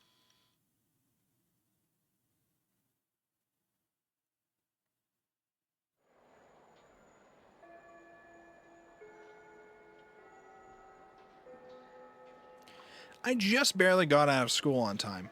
It probably wasn't the best idea to stay up playing Vidya until early in the morning on a school night. I'd had to run in order to make it on. I'd had to run in order to make it on time. When I got to the classroom door, I stopped and took deep breaths to try and catch my breath. I couldn't act in a way that'd make me stand out to my classmates. For me, even something like being late would be fatal. If the DQN's eyes all zeroed in on me, my life would be over. I slowly made my way into the classroom, keeping my head down. I couldn't let myself make eye contact with anyone. Of course, I didn't give a mindless greeting like good morning either. Trying to make my presence as undetectable as possible, I made myself invisible and turned towards my seat. That was how I always did things. And today was no different. I made it to my seat without any issue and sat down. Soon after, I laid my head and arms face down on my desk, and from there, I was safe until homeroom started. But I only got to relax for a split second before someone's hand clapped against my back. Yo, タク。今週は3回も学校来てんじゃねえ 3 か。 times! 真面目だな。 Yeah, I'm getting serious. I'm getting serious in my studies. Misumi-kun again? Even though it was really getting on my nerves, I'd feel bad if I ignored him, so I started to reluctantly raise my head, only to hesitate. Was this Misumi-kun the real one? 2 days ago, I had done what the demon girl told me to do and called him. When I talked to him, he'd been very clearly acting strange. I mean, he told me that Remy was our classmate as if it was the most obvious thing in the world, which I hadn't expected at all. Maybe the demon girl had brainwashed him, or maybe it was something else. Maybe the person controlling him had been switched out. おい、どうした？早くも。 Electronic sound suddenly rang throughout the classroom. I felt a faint vibration near my chest. It was my cell phone. Shit, now of all times? What kind of asshole would call me at a time like this?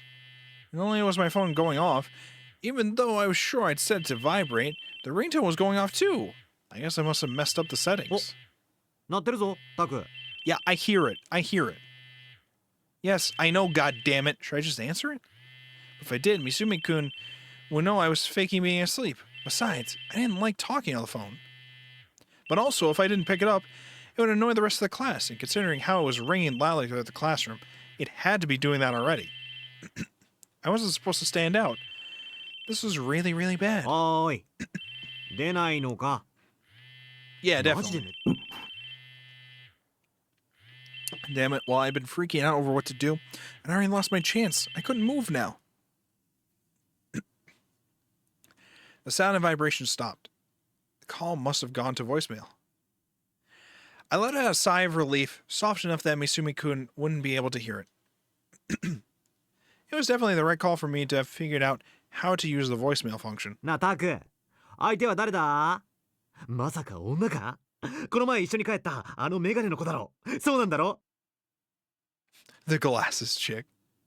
Damn it, you're so annoying. I just wanted him to stop bothering me. That phone call had already made me stand out way too much. Had Misumi-kun always been this persistent? No, he had always been way too friendly with me. I thought he at least had the capacity to take a hint. やめなよ。 Uh-oh. Uh-oh, she's in the classroom. I heard a voice from right next to Misumi-kun. そっとしておいてあげたら、大臣。なんだか疲れてるみたいだし。 Uh-oh, we're... Oh no, she's real. We are definitely running out of this school. We are not staying at school today. We're gonna freak the fuck out and leave. So here in my classroom, like it was the most normal thing in the world. どうせゲームのやりすぎだろ。 I mean, that was true. お前、タクに甘すぎるぜ。だって大臣は女の敵だし、そういう人には優しくしません。 True. True. They're having a friendly conversation like it was the most normal thing in the world. She was blending in like it was the most normal thing in the world. I was too scared to look up. I didn't want to acknowledge that she was there. ま、別にお前に優しくしてもらわなくても、俺には優しくしてくれる女が Loads of たくさんい chicks. るんだよ。だからそういう発言が良くないんだってば。彼女さんが聞いたら泣くよ。今の大臣の彼女が誰だかわかんないけど。 Now that I know who your current girlfriend is. He's got like 7. Don't ほ worry ら、 about them. チャイム鳴った。先生来る。 Had the demon girl really been my classmate all along? No, there was no way. She hadn't been here 2 days ago, or at the very least, the only person that spoken to me that day was Misumi-kun. I hadn't gone to school yesterday, so I wasn't sure about that one.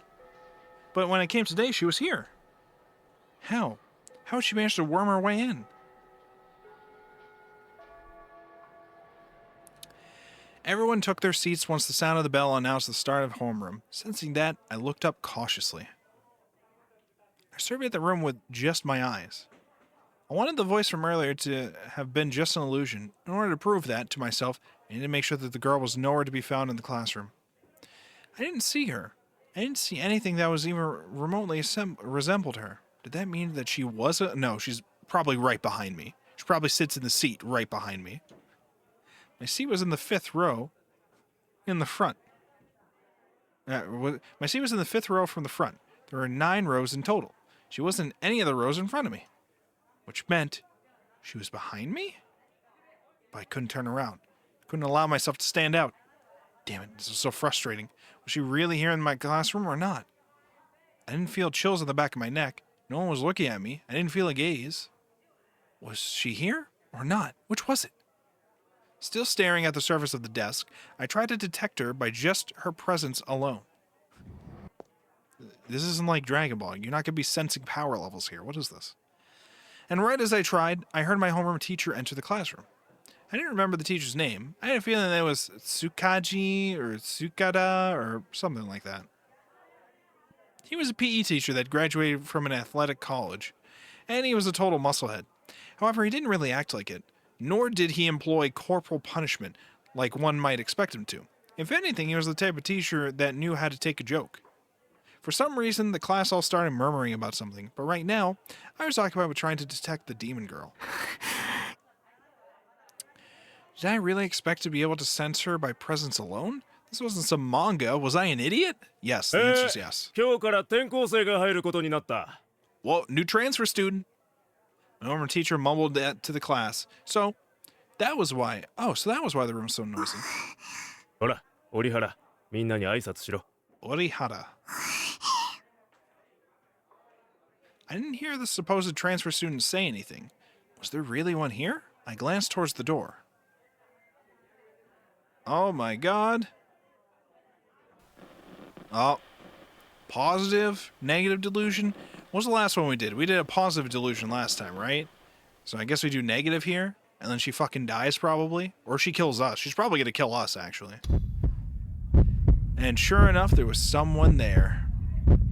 She was extremely petite, possibly even more so than Nanami. She looked fairly timid, emulating that moe gets bullied all the time archetype. If I had to choose, she was probably around mid-tier when it came to 3D girl. Bro, you can't just look at the new transfer students and go, mid. Yeah, mid. You can't do that! What are you doing? For some reason, she was looking down at the floor, her eyes filled with tears.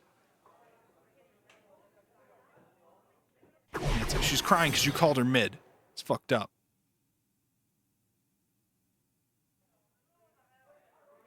Alright, here's the delusion. For now, I should forget about the undersized transfer student. What really mattered was Rimi. Something needed to be done about her. A voice rang out from the back of the classroom. It was Rimi. What did she want? Oh, she knows the transfer student. Kozue-chan? Who was that? Who the hell is Rimi talking to? なんだ崎畑、折原とは知り合いなのか? Uh-oh, the demon girl knows her. It's another one of the demon girl's underlings. We're so fucked.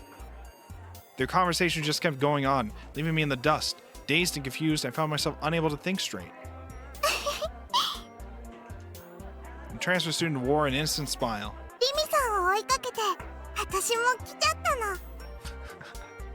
Oh no.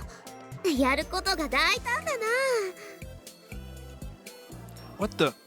Why were the two of them talking so friendly like? Don't tell me they were friends or something. Oh god, could the transfer student be one of the demon girl's underlings? Frozen in place, I could do nothing but listen as the two continued their carefree conversation.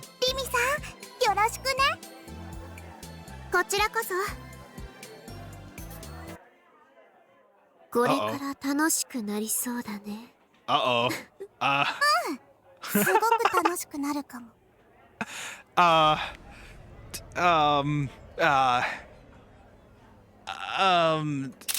It's, you know, I think this is fine. They're just gonna have fun. No, we're just gonna have fun. It's not over. We're just gonna have fun.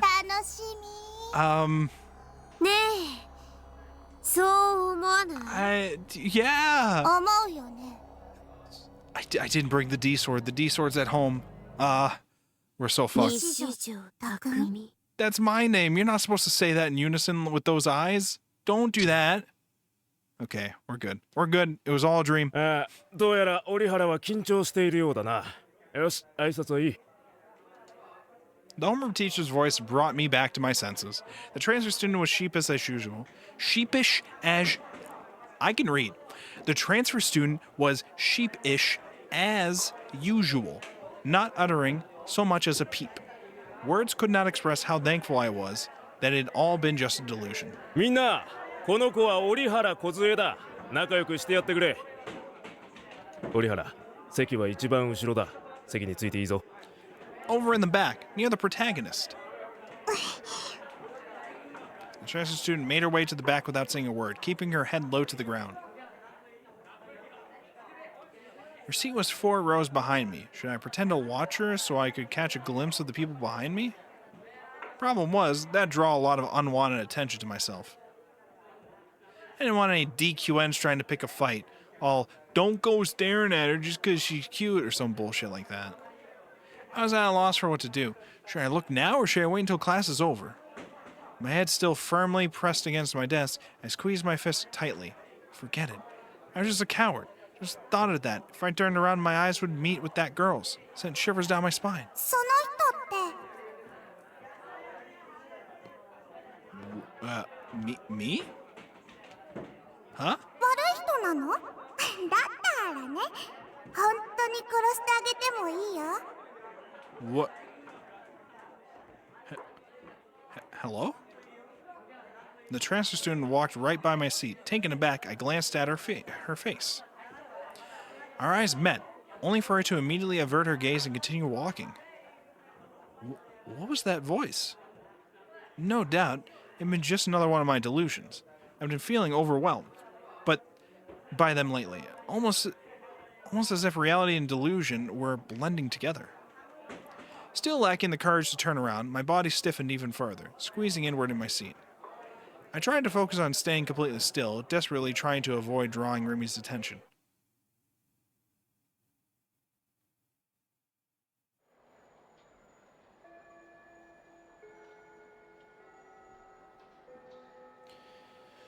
All my fears and doubts zoomed through my mind at a million kilometers an hour, and before I knew it, homeroom had ended.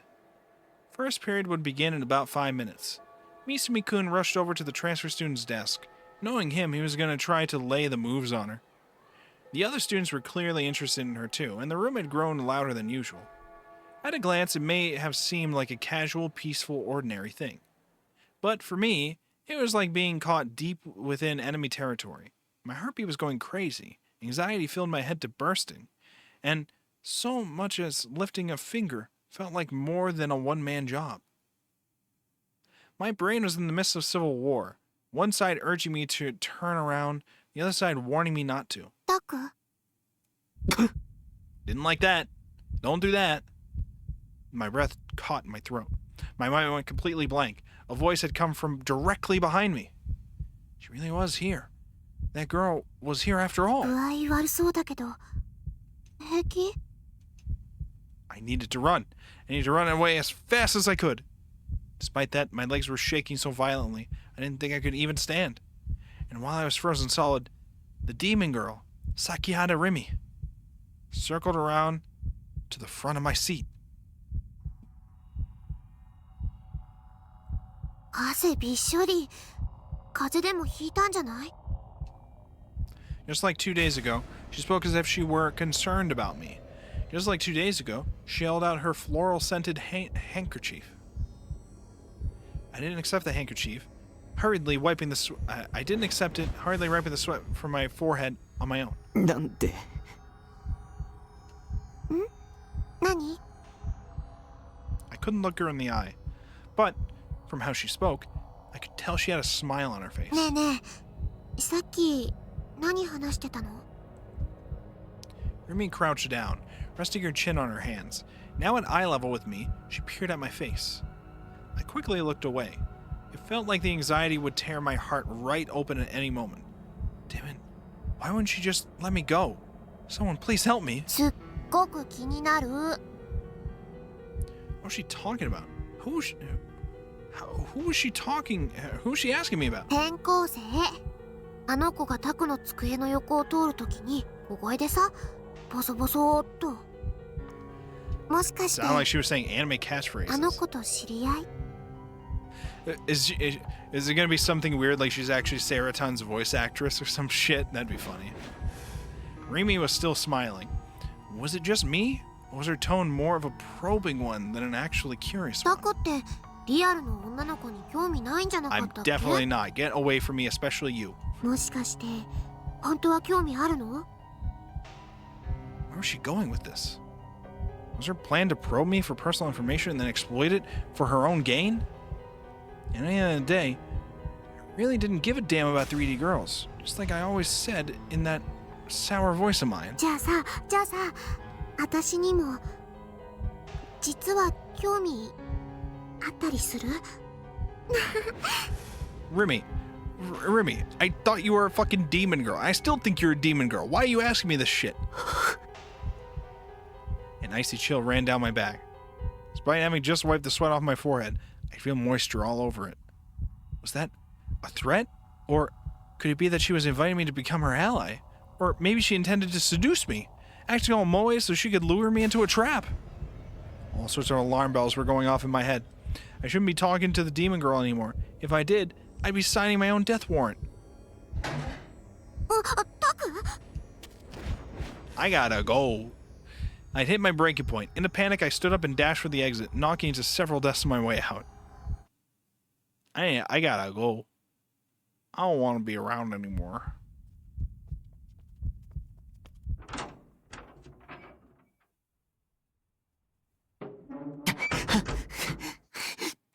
Alright, we go to the roof. I ran straight up the stairs without looking at anyone and came out on the empty roof. It didn't seem like she chased me. Even so, I couldn't allow myself to relax just yet, so I hugged my knees and decided to hide for a little while in the shadows. My knees were trembling. I couldn't believe that I managed to run in this condition. I guess it just showed how desperate I was.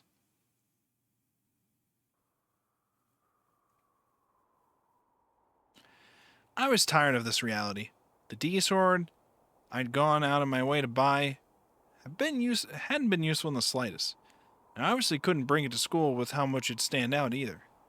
I've been careless. 2 days ago, when Misumi-kun told me that Rimi was our classmate, I figured that he was just spewing some bullshit or just outright deluding himself. But she really was my classmate, or at the very least, she had become one. There's no point in trying to figure out how she'd managed to worm her way in. She was a demon. She could do things that humans were incapable of with ease. Maybe she'd brainwashed my whole class, or maybe she'd brainwashed all the teachers instead. I couldn't go to the hospital anymore, and now I couldn't go to the school either. Meanwhile, Yuo was at Cafe, and Shogun always appeared online. The demon girl and her underlings were no doubt getting closer and closer to me, continually hitting me with psychological attack after psychological attack as they did. Maybe I shouldn't leave my base at all anymore. There were enemies in danger at every turn in reality. They had disturbed me and threatened my peace, even though all I wanted to do was live a quiet life, bothering nobody and being bothered by nobody. I looked up at the blue sky. It floated calmly above me as the wind blew white clouds across its breadth. How nice would it be if I had become one of these clouds?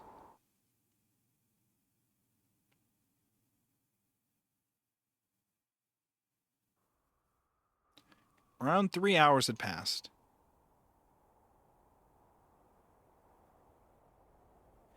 I stayed in the same place the entire time without moving. I didn't sense anyone else coming up at the moment. I could finally breathe. The problem, however, was what came after. During break, there would always be students that'd come up here to eat lunch.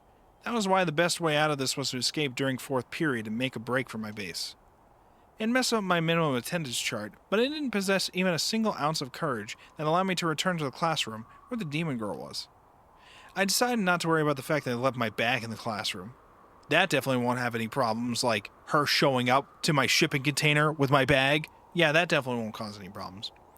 All it had in there were textbooks, my wallet, keys, and anything else important would be in my uniforms. Wait, what? Oh, I see. Okay, I read it wrong. All I had in there were textbooks. My wallet, my keys, and anything else important would be in my uniform pockets. I hoped. And then we check it, right? Growing slightly nervous, I searched my pockets. Wallets, keys, cell phone, they were all there. That was when I remembered that someone had called me. I had been pretty freaked out at the time, but not as much as when Remy had talked to me. I couldn't think of anyone who'd call besides my family. It would make the most sense if it was Nanami. She never thought about whether she might be bothering me after all. The only other people who'd know this number would be... Oh wait, that's right, I'd given it to those detectives. If it had been one of them, I really should have picked up. They still hadn't sent the officers to my base like they'd said they would, so I really needed to talk to... I don't think they said that they were going to do that. I don't think they said that they were going to. I think you thought that they were going to. I don't think they said it. So I really needed to talk to them to make sure that that was still happening. The caller's phone number was displayed on the screen. It didn't seem to be Nanami's, and when I looked closer, I saw that it had a new voicemail. I had the vague feeling that I'd seen this number before, just in case I checked the call history. Yeah, it was the one from before, right? Alright, let's do a positive delusion for this meme. There were only 5 calls on the list, which meant that, since I had bought the cell phone, I'd only received 5 calls, 3 of which were from Nanami. That left 2 others. The one from earlier today and the one from 5 days ago were shown as numbers instead of names, and they hadn't been registered in my address book. They were both from the same number, 03X733X991. Considering they had gone out of their way to leave a message, it was probably someone who really wanted to tell me something. Alright, what does the positive delusion give me here? Guess I'll go ahead and listen to it. あのさ、私だけど。別にあんたの声が聞きたいから電話したわけじゃないんだからね。なんとなく暇だったからとかその程度の理由だから。わかった？ Who is this? Is this Senna? でもクラスが別になって最近話す機会が少なくなったね。Who are you? あんた、私のことどう思ってるわけ？ I don't know who you are. Who is this? 例えばさ、私に告ってみようとか思わないわけ？ Is this supposed to be just a random girl at our school who has my number? 別にあんたに告られたからって私は嬉しくもなんともないんだからね。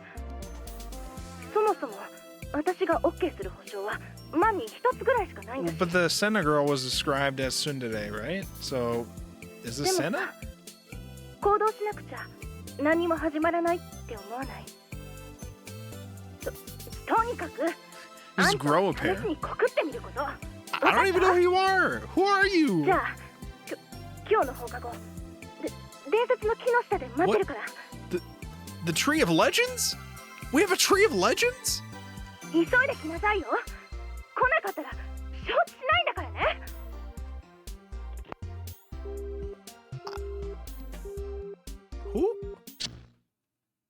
Who was that? I mean, it could happen. JK, I fucking wish though, LMAO. There was no Tree of Legends or whatever the fuck at this school, LOLOL.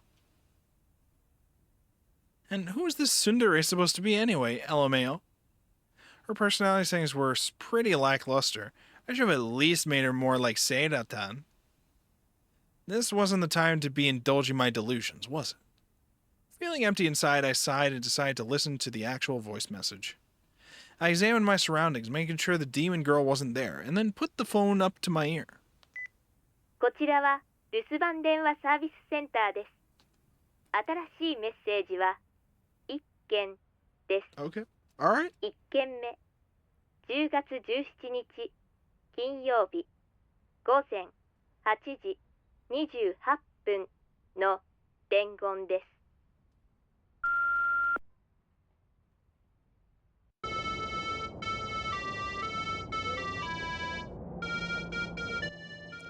It's a little concerning. The fuck's this? Instead of someone's voice, there was an incredibly familiar melody. Alright, so someone did a weird spam thing with an ice cream truck song on it? What is this shit? I feel like the sound was being recorded from a short distance away from the phone. Maybe the person on the other end was near a pedestrian signal. The song we played was one you'd hear pretty often at crosswalks. It was used in order to let people with visual disabilities know it was okay to cross. The song was a nursery rhyme called You May Pass, known as Toriyanse. While there were a lot of people that knew the melody, there weren't many who knew the lyrics. Oh, and I was one of them, actually. I'd memorized them back in middle school. Then again, it wasn't like I remember them perfectly now. You may pass, you may pass. Where shall this narrow path take us to? It is the path to Tenjin Shrine. Oh, I can't skip it. We have to sit through this. Please, oh please, will you let us pass? Those with no business will not be let through to celebrate the 7 years of this child's birth. We have come with an offering. Going may prove easy, but returning is... What? But returning is what? Was that what I'd heard from the phone? It sounded like an ambulance, which felt like a bad omen. Meh, it likely didn't actually mean anything, but it still made me feel pretty creeped out.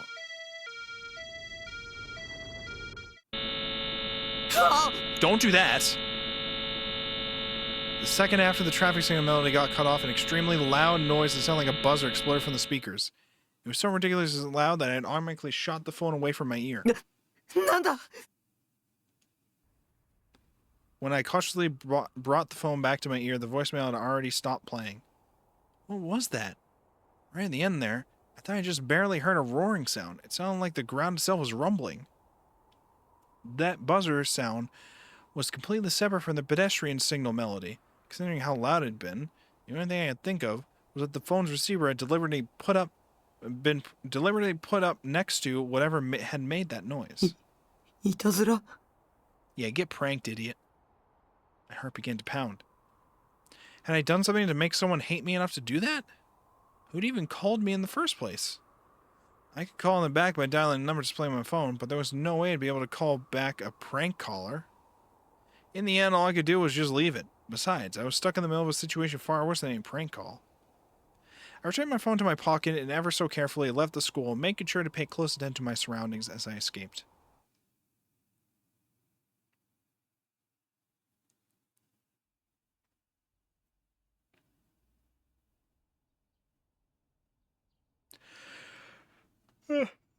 Okay.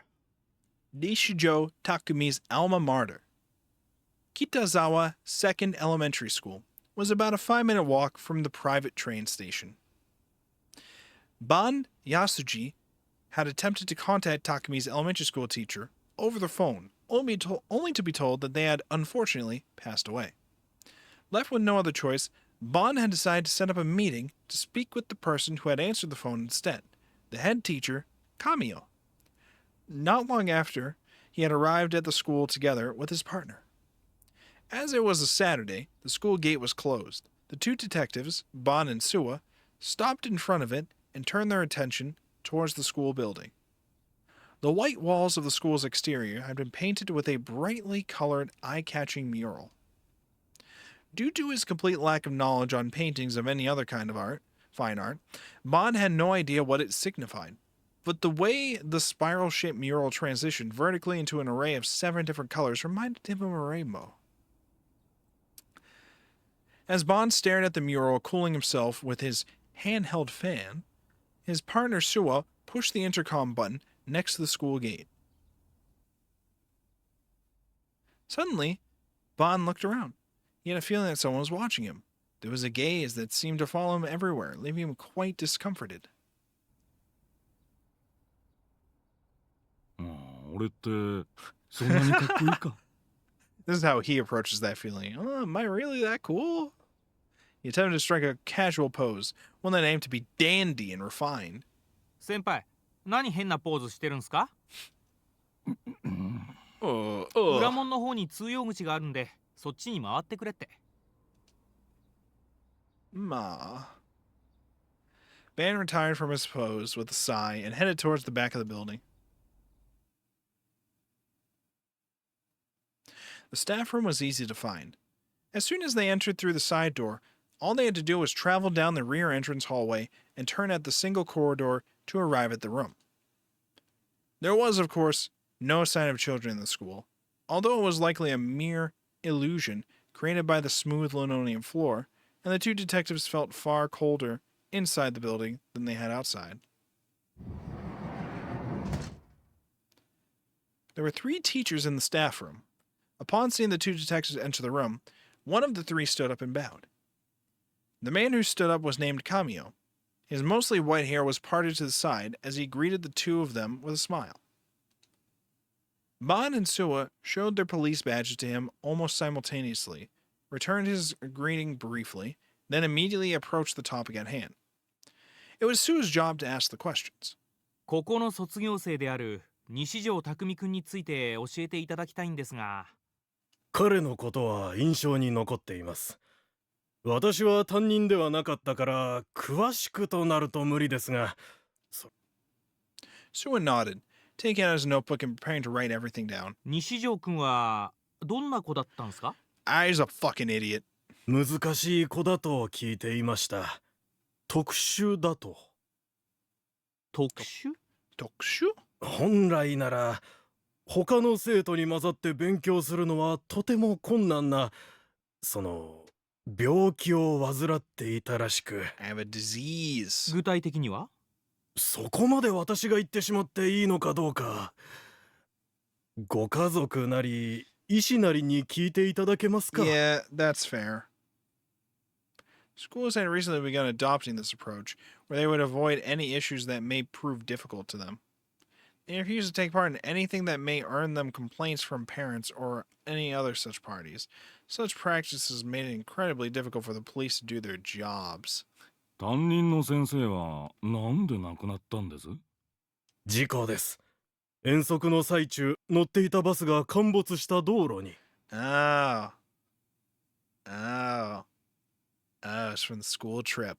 Well, that sucks. あ、自分それ知ってるっす。ニュースでやってたっすよね。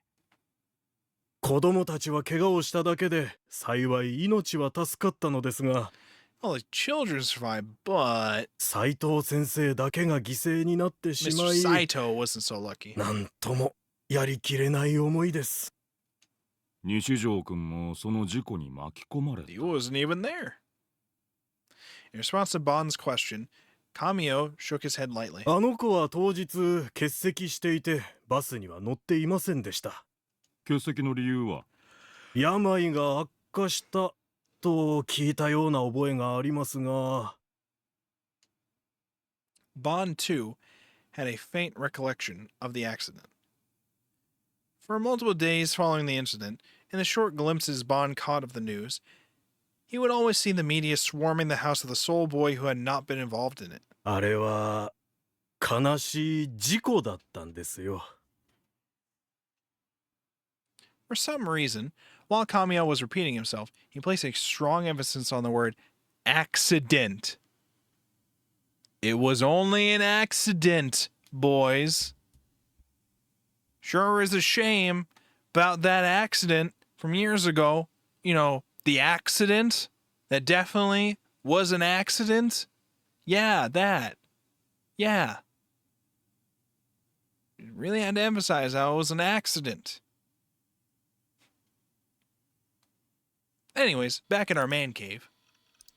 By man cave, I mean shipping container. I'd started talking with Grimm a lot more about booting up ESO recently, to the point where it's becoming almost like a ritual. I started a lot more before booting it. Okay, I processed that as about, but whatever. It never really mattered what we talked about. We'd trade interesting or funny at-channel threads, go off about porny shit, wreck each other, new comics, talk about anime from the day before, or other various dumb stuff. Funnily enough, we didn't actually talk about ESO very much, But that was just because we'd already talked a lot about it while we were playing it.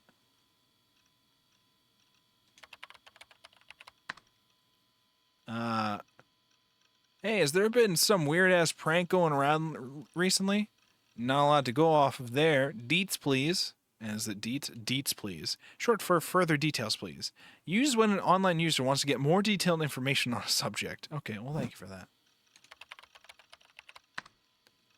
IDK, I just heard about it from someone I know. Don't know if it's actually a fad or some shit. It's like... there's a recording of a weird sound, and you get that as a voicemail or something. What, like a moe voice whispering sweet nothings to you? LOL. The fuck, Lamau? What error game is that from? I mean, wouldn't you rather them just do that to you in person, LOL? No one cares about... no one cares now. Whose fucking eyes are those eyes? Well, Grim was still saying that. Thanks to that, I started to feel awful pretty much immediately. Not to mention, he was talking really weird in chat, to the point where it felt fairly forced, like he was trying way too hard to be funny by shoving those words in. Or at the very least, I didn't find it funny. In fact, it felt more cringy than anything. But I couldn't let myself get angry with him until I'd gotten my info about the prank, so I was forced to put up with it.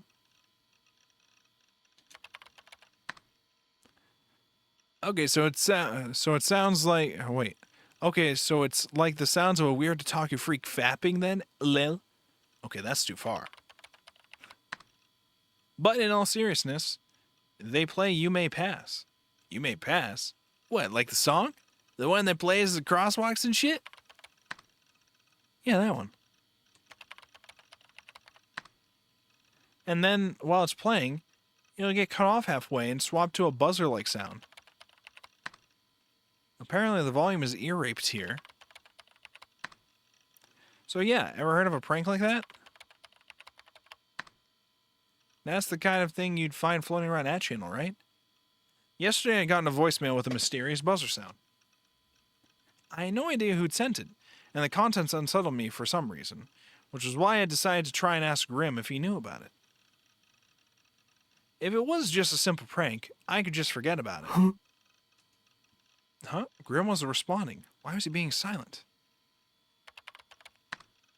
Hello? Did you die? Still no response from Grim. Grim usually didn't fall asleep like this. In fact, this was the first time it ever happened. If he actually had fallen asleep, then I guess I just log off. We'll meet up again later in ESO anyways, so I could just bring it up again then. But the second I thought that, and began to get up from my chair... Kept you waiting, huh? I sifted through that channel. I was looking for stuff about your prank. Oh, so that's why you disappeared. But that meant that even the oh-so-well-informed Grim hadn't known about the prank. But no matter how many threads or boards or whatever I searched, I found nothing. Not on that channel, nor anywhere on the net. So that would mean that whoever had pulled the prank had some sort of personal grudge against me. I was still curious about the true identity of the caller, but I wasn't brave enough to call them back. Wait, that's it! Since I knew the phone number, that meant I could have someone else call it for me. That way, they could take the fall. The best for this job would be either Nanami or Masumi-kun. Wait, Masumi-kun may have been brainwashed by the demon girl, so that wouldn't work. As for Nanami, however, I was sure I'd have no trouble asking her to do it. She'd probably get pissed at me afterwards, but who gives a shit? Hell, if anything, it'd be good for her to suffer the tortures of society every once in a while. I thanked Grim for his help, promised that I'd meet back up with him on ESO in a few hours, and closed the chat. Even as I did so, I felt my stomach growl. Right as I did so, I felt my stomach growl. Man, I was hungry. Did I have any cup ramen stocked anywhere here? I tried looking around for a bit, but I couldn't find any. Reluctantly, I decided to head to the convenience store to buy some. Alright, we're going out. Am I bringing my D-sword? The sun was already setting. I wanted to avoid going out late at night as much as possible because every time I did recently, nothing good ever came of it. I incautiously started walking faster, hurrying down the road towards the convenience store. The day was a Saturday, so I had expected to run across a ton of pedestrians, but I hadn't encountered a single one so far.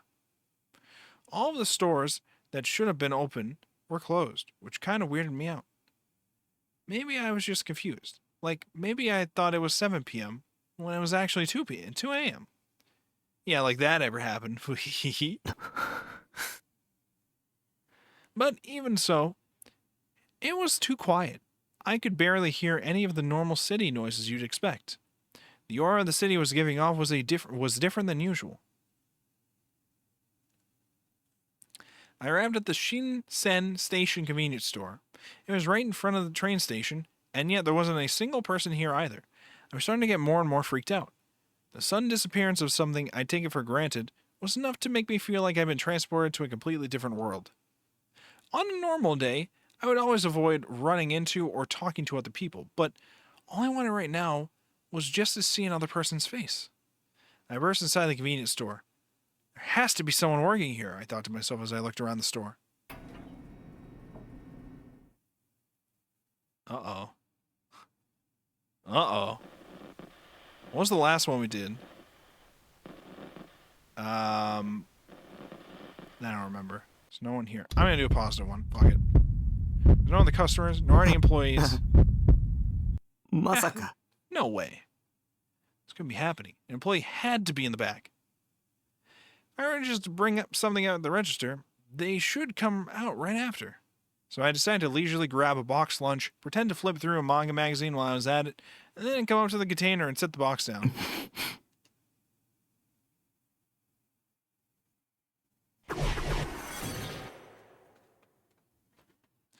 All right, who's going to be here?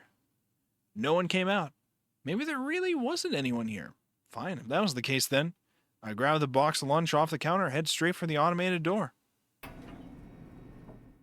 And the cops were outside and arrested me immediately. I turned for the door and it automatically opened. But just as I was about to step outside, an employee finally emerged from the back room behind the cash register. He was a bleary, gloomy-looking guy. Most likely a college student. He leaned over the counter and glared at me with dull eyes. You weren't coming out. I shrugged my shoulders and walked back to the register. So's? I was catching some Z's. The employee bowed his head with a shit-eating grin. I felt like he was mocking me. I was pissed. The convenience store clearly didn't give a shit about training as part-timers. Go to hell.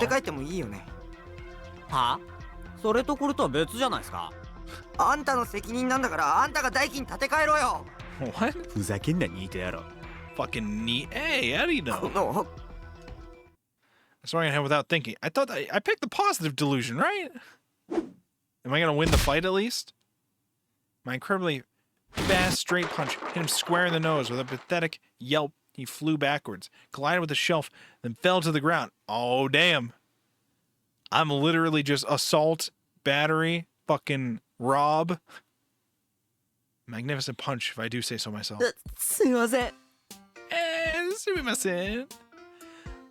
A blood gushed. I can read. As blood gushed from his nose, the employee got down on his hands and knees and bowed with tears in his eyes.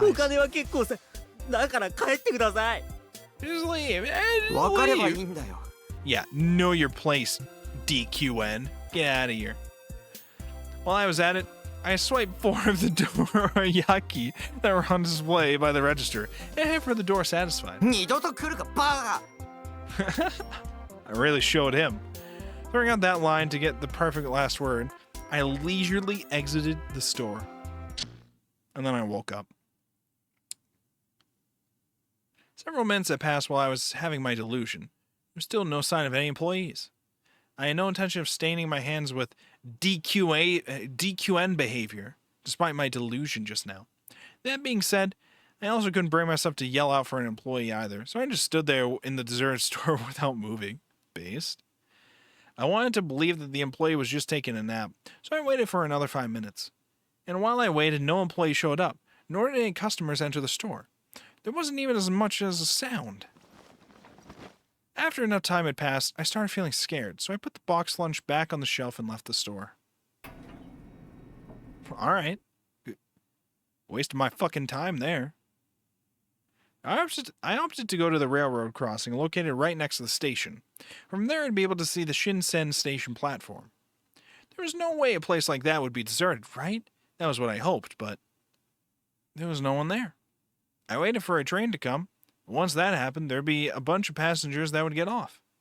But even if no one got off, I definitely see people riding the train as it passed by in front of me. And yet... even after 10 minutes, a train still hadn't come. I tried to convince myself that there must have been an accident or something that messed with the schedule, but there was no sign of any passengers on the platform. It was then that I finally realized the gravity of the situation. This was weird. This was really, really weird. That's it. I'll go to Shibuya Station. There'd absolutely be people there. No doubt about it. There were people in front of Shibuya Station 24/7 without fail. I broke into a run without thinking. I have to see literally anybody else in the world. I ran as hard as I could. I didn't want to stop even if I was out of breath. It was probably the first time in my life that I'd ever run so hard. As I ran, I hoped that this was just some sick dream I was having, but I knew it wasn't. My heart and lungs felt like they were about to explode. The pain was far beyond what you could feel in a dream. It surprised me how unbelievably fast I was breathing. And yet, no matter how much I inhaled, the pain refused to go away.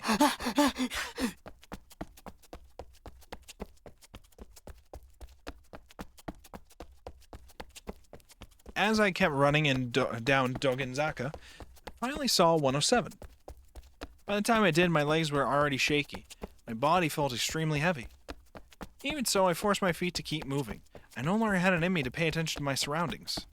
The entirety of my consciousness was focused on Scramble Crossing, the symbol of Shibuya. Almost there, just a little bit further, the second I passed 107, it'd be right there. The largest in Japan. It was the place where the largest number of people in Japan came together all at once. That was why I had to get to the scramble.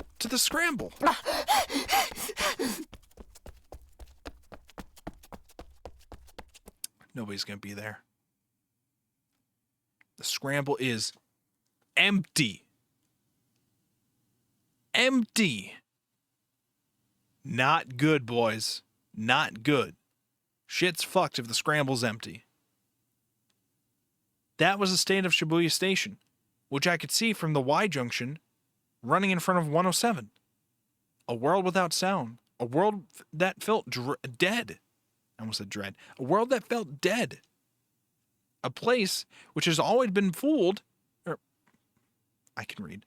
A place which had always been flooded with overwhelming sound, now ruled by silence.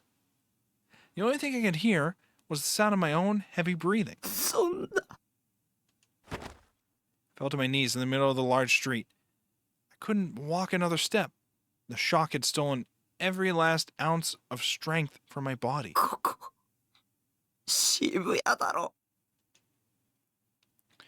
There was no one to my left, to my right, in front of me, behind me. There was no one anywhere. Even though 7 p.m. on a Saturday night was when Shibuya should have been the most crowded. What was going on? This wasn't happening. This couldn't be happening. I closed my eyes and cradled my head. This was a dream, an illusion. This couldn't be reality. Yes, it was true that I wanted to live a quiet and peaceful life all by myself. I didn't want anyone to interfere with me. And I didn't want to get involved in anything. But that didn't mean I wanted to live in a world where no one existed. If no one else existed, who would pay for my living expenses? If no one else existed, who would make box lunches for me to eat? Nobody's doing that for you right now. If no one else existed, well, I guess if he buys it from a convenience store. If no one else existed, who would play ESO with me? If no one else existed... A sound. I heard a sound. It hadn't come from me. It'd been from someone else. Someone was here. Someone other than me was nearby. Felt like I had been saved. As I had thought, it was just a coincidence. It only appeared like there was no one here. In truth, no one had disappeared. I wasn't the only one left in the world. I was so relieved that I almost started crying. I turned my gaze towards the sound. Hello? 君は It was a boy in a wheelchair. A short distance away from me, though still in the middle of the intersection, he sat quietly in place. I couldn't quite figure out how old he was. If I had to guess from his size alone, I'd say it looked like he was in elementary school. He was wearing his hat so low that I couldn't see his expression very well. But やっと会えたね。 I could hear the boy's voice extremely clearly. It felt like he was whispering directly into my ear, which made me turn around. Of course, there was no one there. これどうなってるんですか Even though he was younger than me, I ended up speaking formally to him. どうして誰もいないのか君は理由を知ってますか知ってるよ。 Does he know? Despite how young his voice sounded, there was nothing childish about it. それより、僕のメッセージは受け取っ Message? What message? I had no idea what he was talking about. 誰だ君は The boy moved his wheelchair forward slightly. The wheelchair was old, and it made a rusty sound as it came closer to me. その目誰の目でしょ I was confused. Why had he murmured, "Whose eyes are those eyes" just now? Who was he? 目覚めるんだ。早く。出ないと、もっとたくさんの人が死んじゃうことになるから。君は一体 I rubbed my eyes to wipe away my tears, and because of that, I was finally able to get a clear look at the boy's face. Grandpa, is that you? What the fuck's going on with this?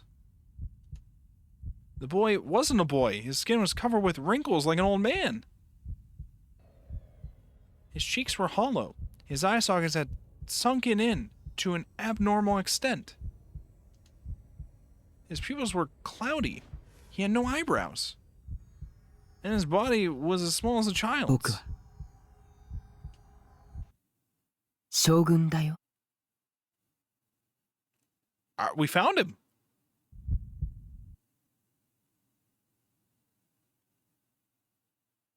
For a moment, I forgot how to breathe.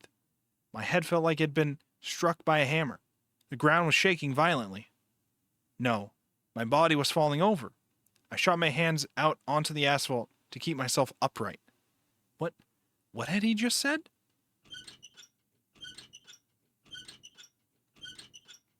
Shogun?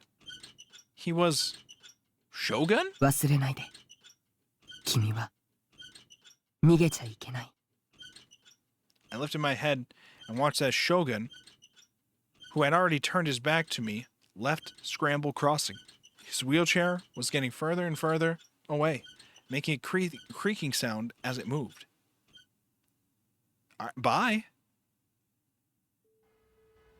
I thought of chasing after him, and pressing him for answers didn't even cross my mind. I didn't think of running up and punching him in the face for dragging me into this either. I wasn't even remotely a confrontational person. My head started to hurt. The area around my temples throbbed with pain. Still cowering on the spot, I tried to endure it. In the world without sound, a discordant noise began to spread, an all-encompassing static. Whose voice was that?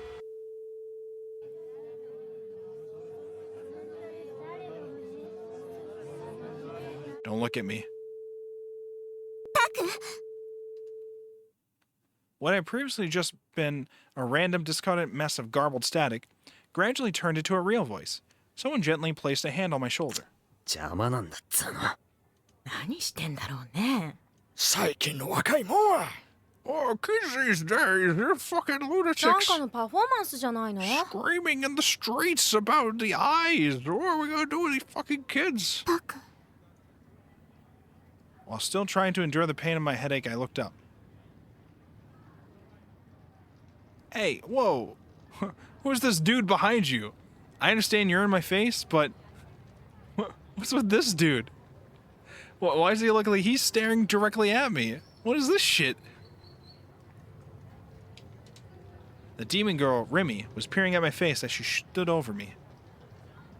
Eyes that were clear and full of life. Eyes that looked at me and only me. Again, this girl had appeared out of nowhere once again. She wrapped her hand around my arm, or under my arm, and tried to make me stand up. I shrieked and shook her off. I came to my senses and I looked around. I was still in the middle of the street, but it wasn't deserted anymore. There were people around me in every direction, walking every which way without paying me any mind. Remy, with a face that looked like she was about to cry, reached out to me once more.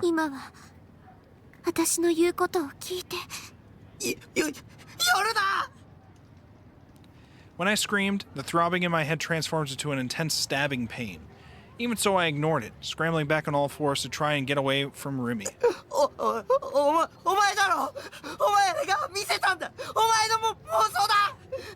What are you talking about?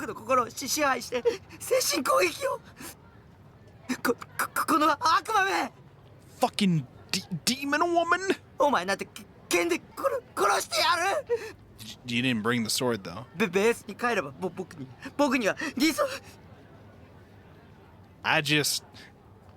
I'm like her expression right now. Dude, you're losing it. You're losing it, man. She slapped me? An abrupt impact ran through my cheek. It stung with pain and it began to heat up. She'd slapped me. Yeah, assault? Cops? Hello? Police? She was going to kill me once and for all. Scurrying back on all fours, I tried as hard as I could to escape with my life. But Remy quickly grabbed my hand. With strength I never thought a girl could have, she pulled me towards her.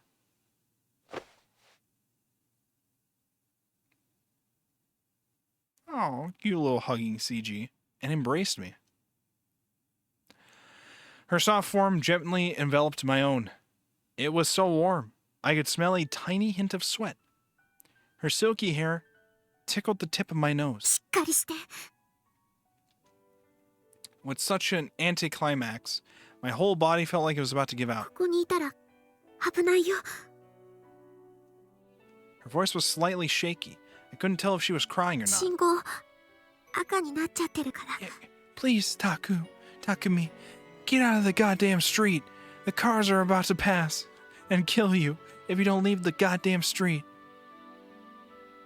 I was so confused. Was she not going to kill me? Why was she helping me? The hallucination from before, where all the people of Shibuya disappeared. It wasn't something she'd forced me to see? When I felt such a kind, gentle warmth, when she'd embraced me so innocently. It shook everything I had believed up until that point.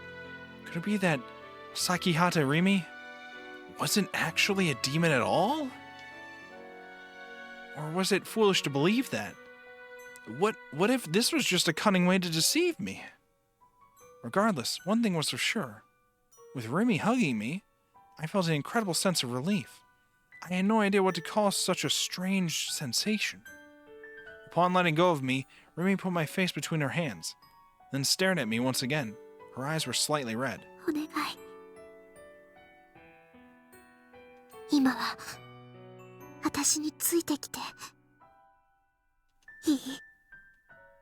For some reason, I nodded. We were standing still, alone in the middle of the empty intersection.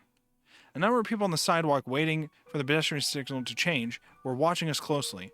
We could hear a few people laughing here and there. Many cars and their headlights trained on us and were starting to honk their horns. Remy grabbed my hand tightly and started running towards the sidewalk. She pulled me along with her and I followed.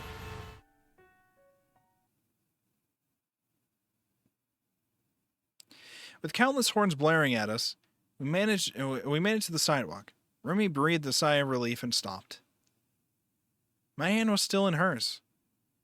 Just being held in this way made my heart feel more and more at ease. I wanted to submit myself to this feeling. I wanted to stay like this forever. But Remy turned back in my direction. 無事でよかったね。 She smiled, an incredibly happy smile. I didn't know whether it was real, an act, or what exactly it was.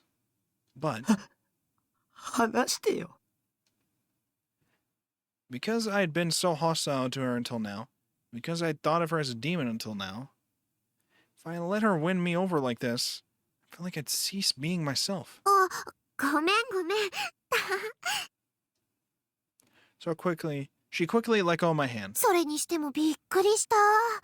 タクが道の真ん中でうずくなってるんだもん。信号が赤になった時はどうなることかと。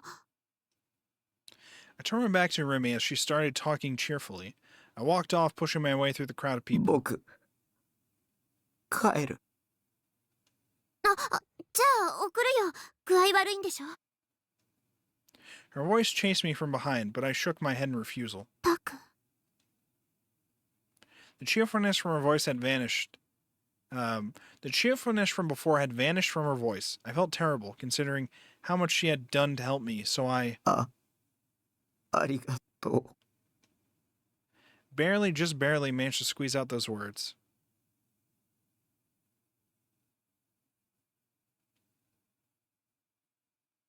Oh, police. To think that the 3 investigative divisions would actually be merged into one. Staring at the detectives gathered in the Shibuya Police Department's conference room, Ban Yusuji thought that to himself. The Inokashira Line Shibuya Station public bathroom homicide, or as the media like to amuse themselves, the vampire case, had caused an increasingly serious drop in manpower. When 3 brutal murders occurred within the same jurisdiction within the same period of time, the possibility of a single perpetrator became more and more evident. A suggestion had been raised that the Cornelius Tower mass suicide case be handled by the juvenile division, but since the media had been treating it as part of the New Gen case, there was the possibility that if the police treated the case differently, they would be subjected to criticism. Politics.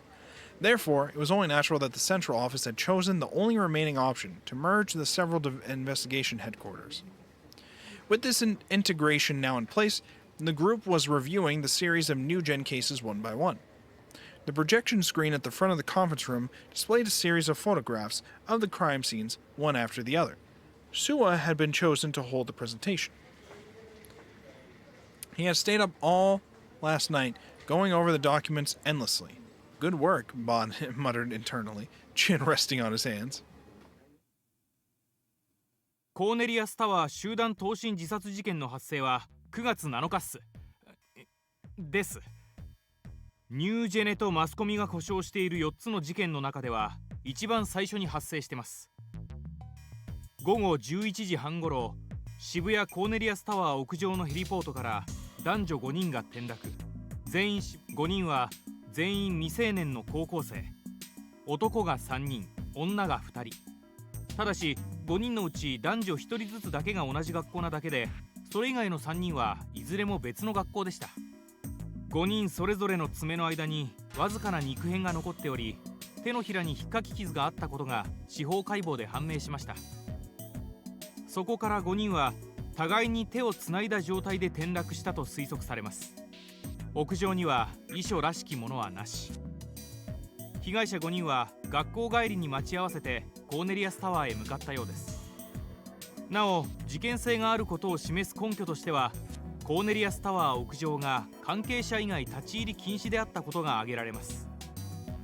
事件があった時間、屋上への扉は施錠されており、その扉のドアノブに被害者5人の指紋は付着してませんでした。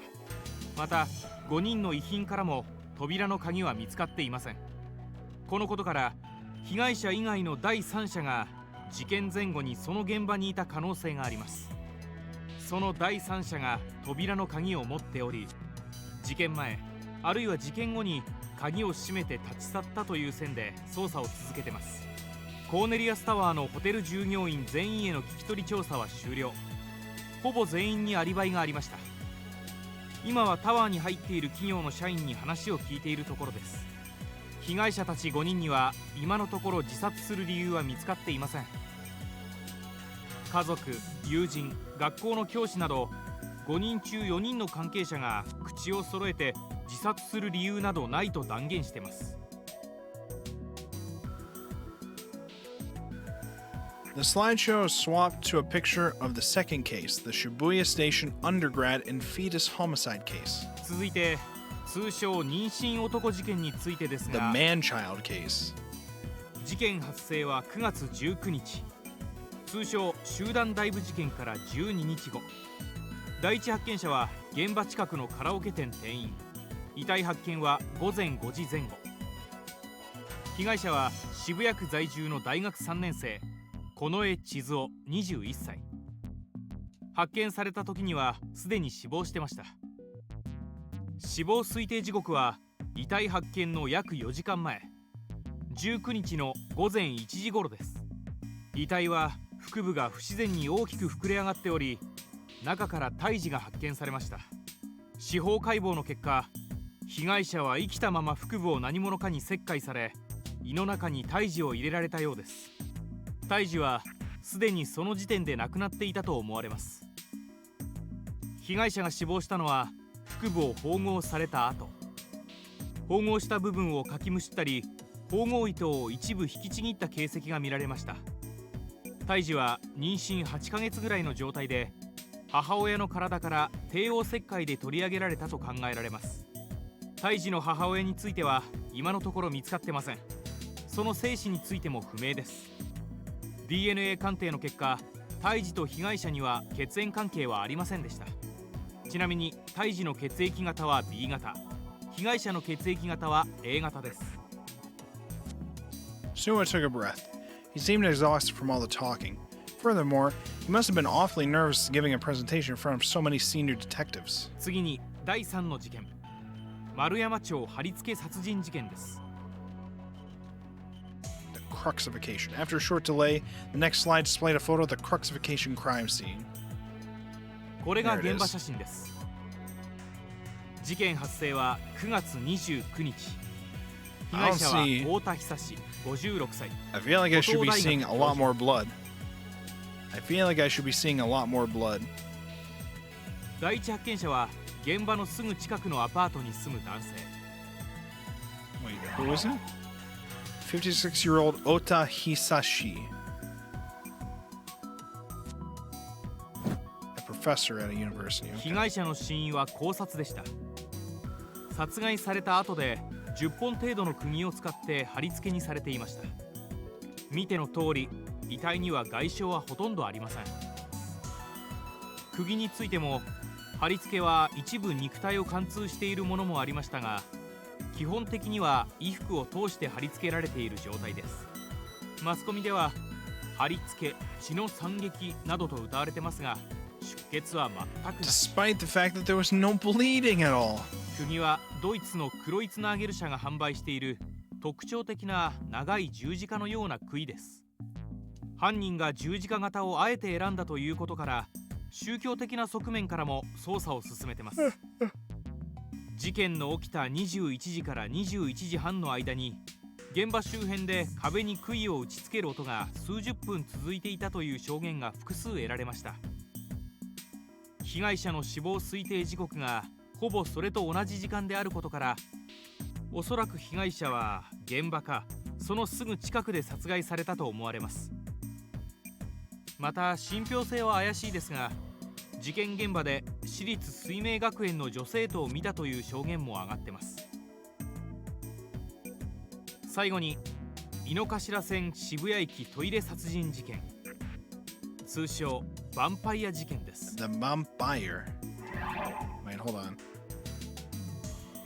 We have received testimony claiming a female student was seen at the crime scene. Are we not going to mention how I was caught on camera? We're not going to mention that too? We're not going to mention that? Okay. 事件発生は10月10日。遺体発見は午前5時半ごろ、駅員が発見しました。被害者の身元は今のところ不明。身元を示すような遺留品は一切ありませんでした。死亡推定時刻は前日の午前10時から午後6時の間。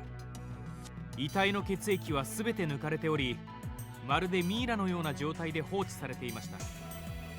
ご存知の通り、この写真が何者かによって撮影され、遺体発見より15分ほど前にインターネットのオークションに出品されており、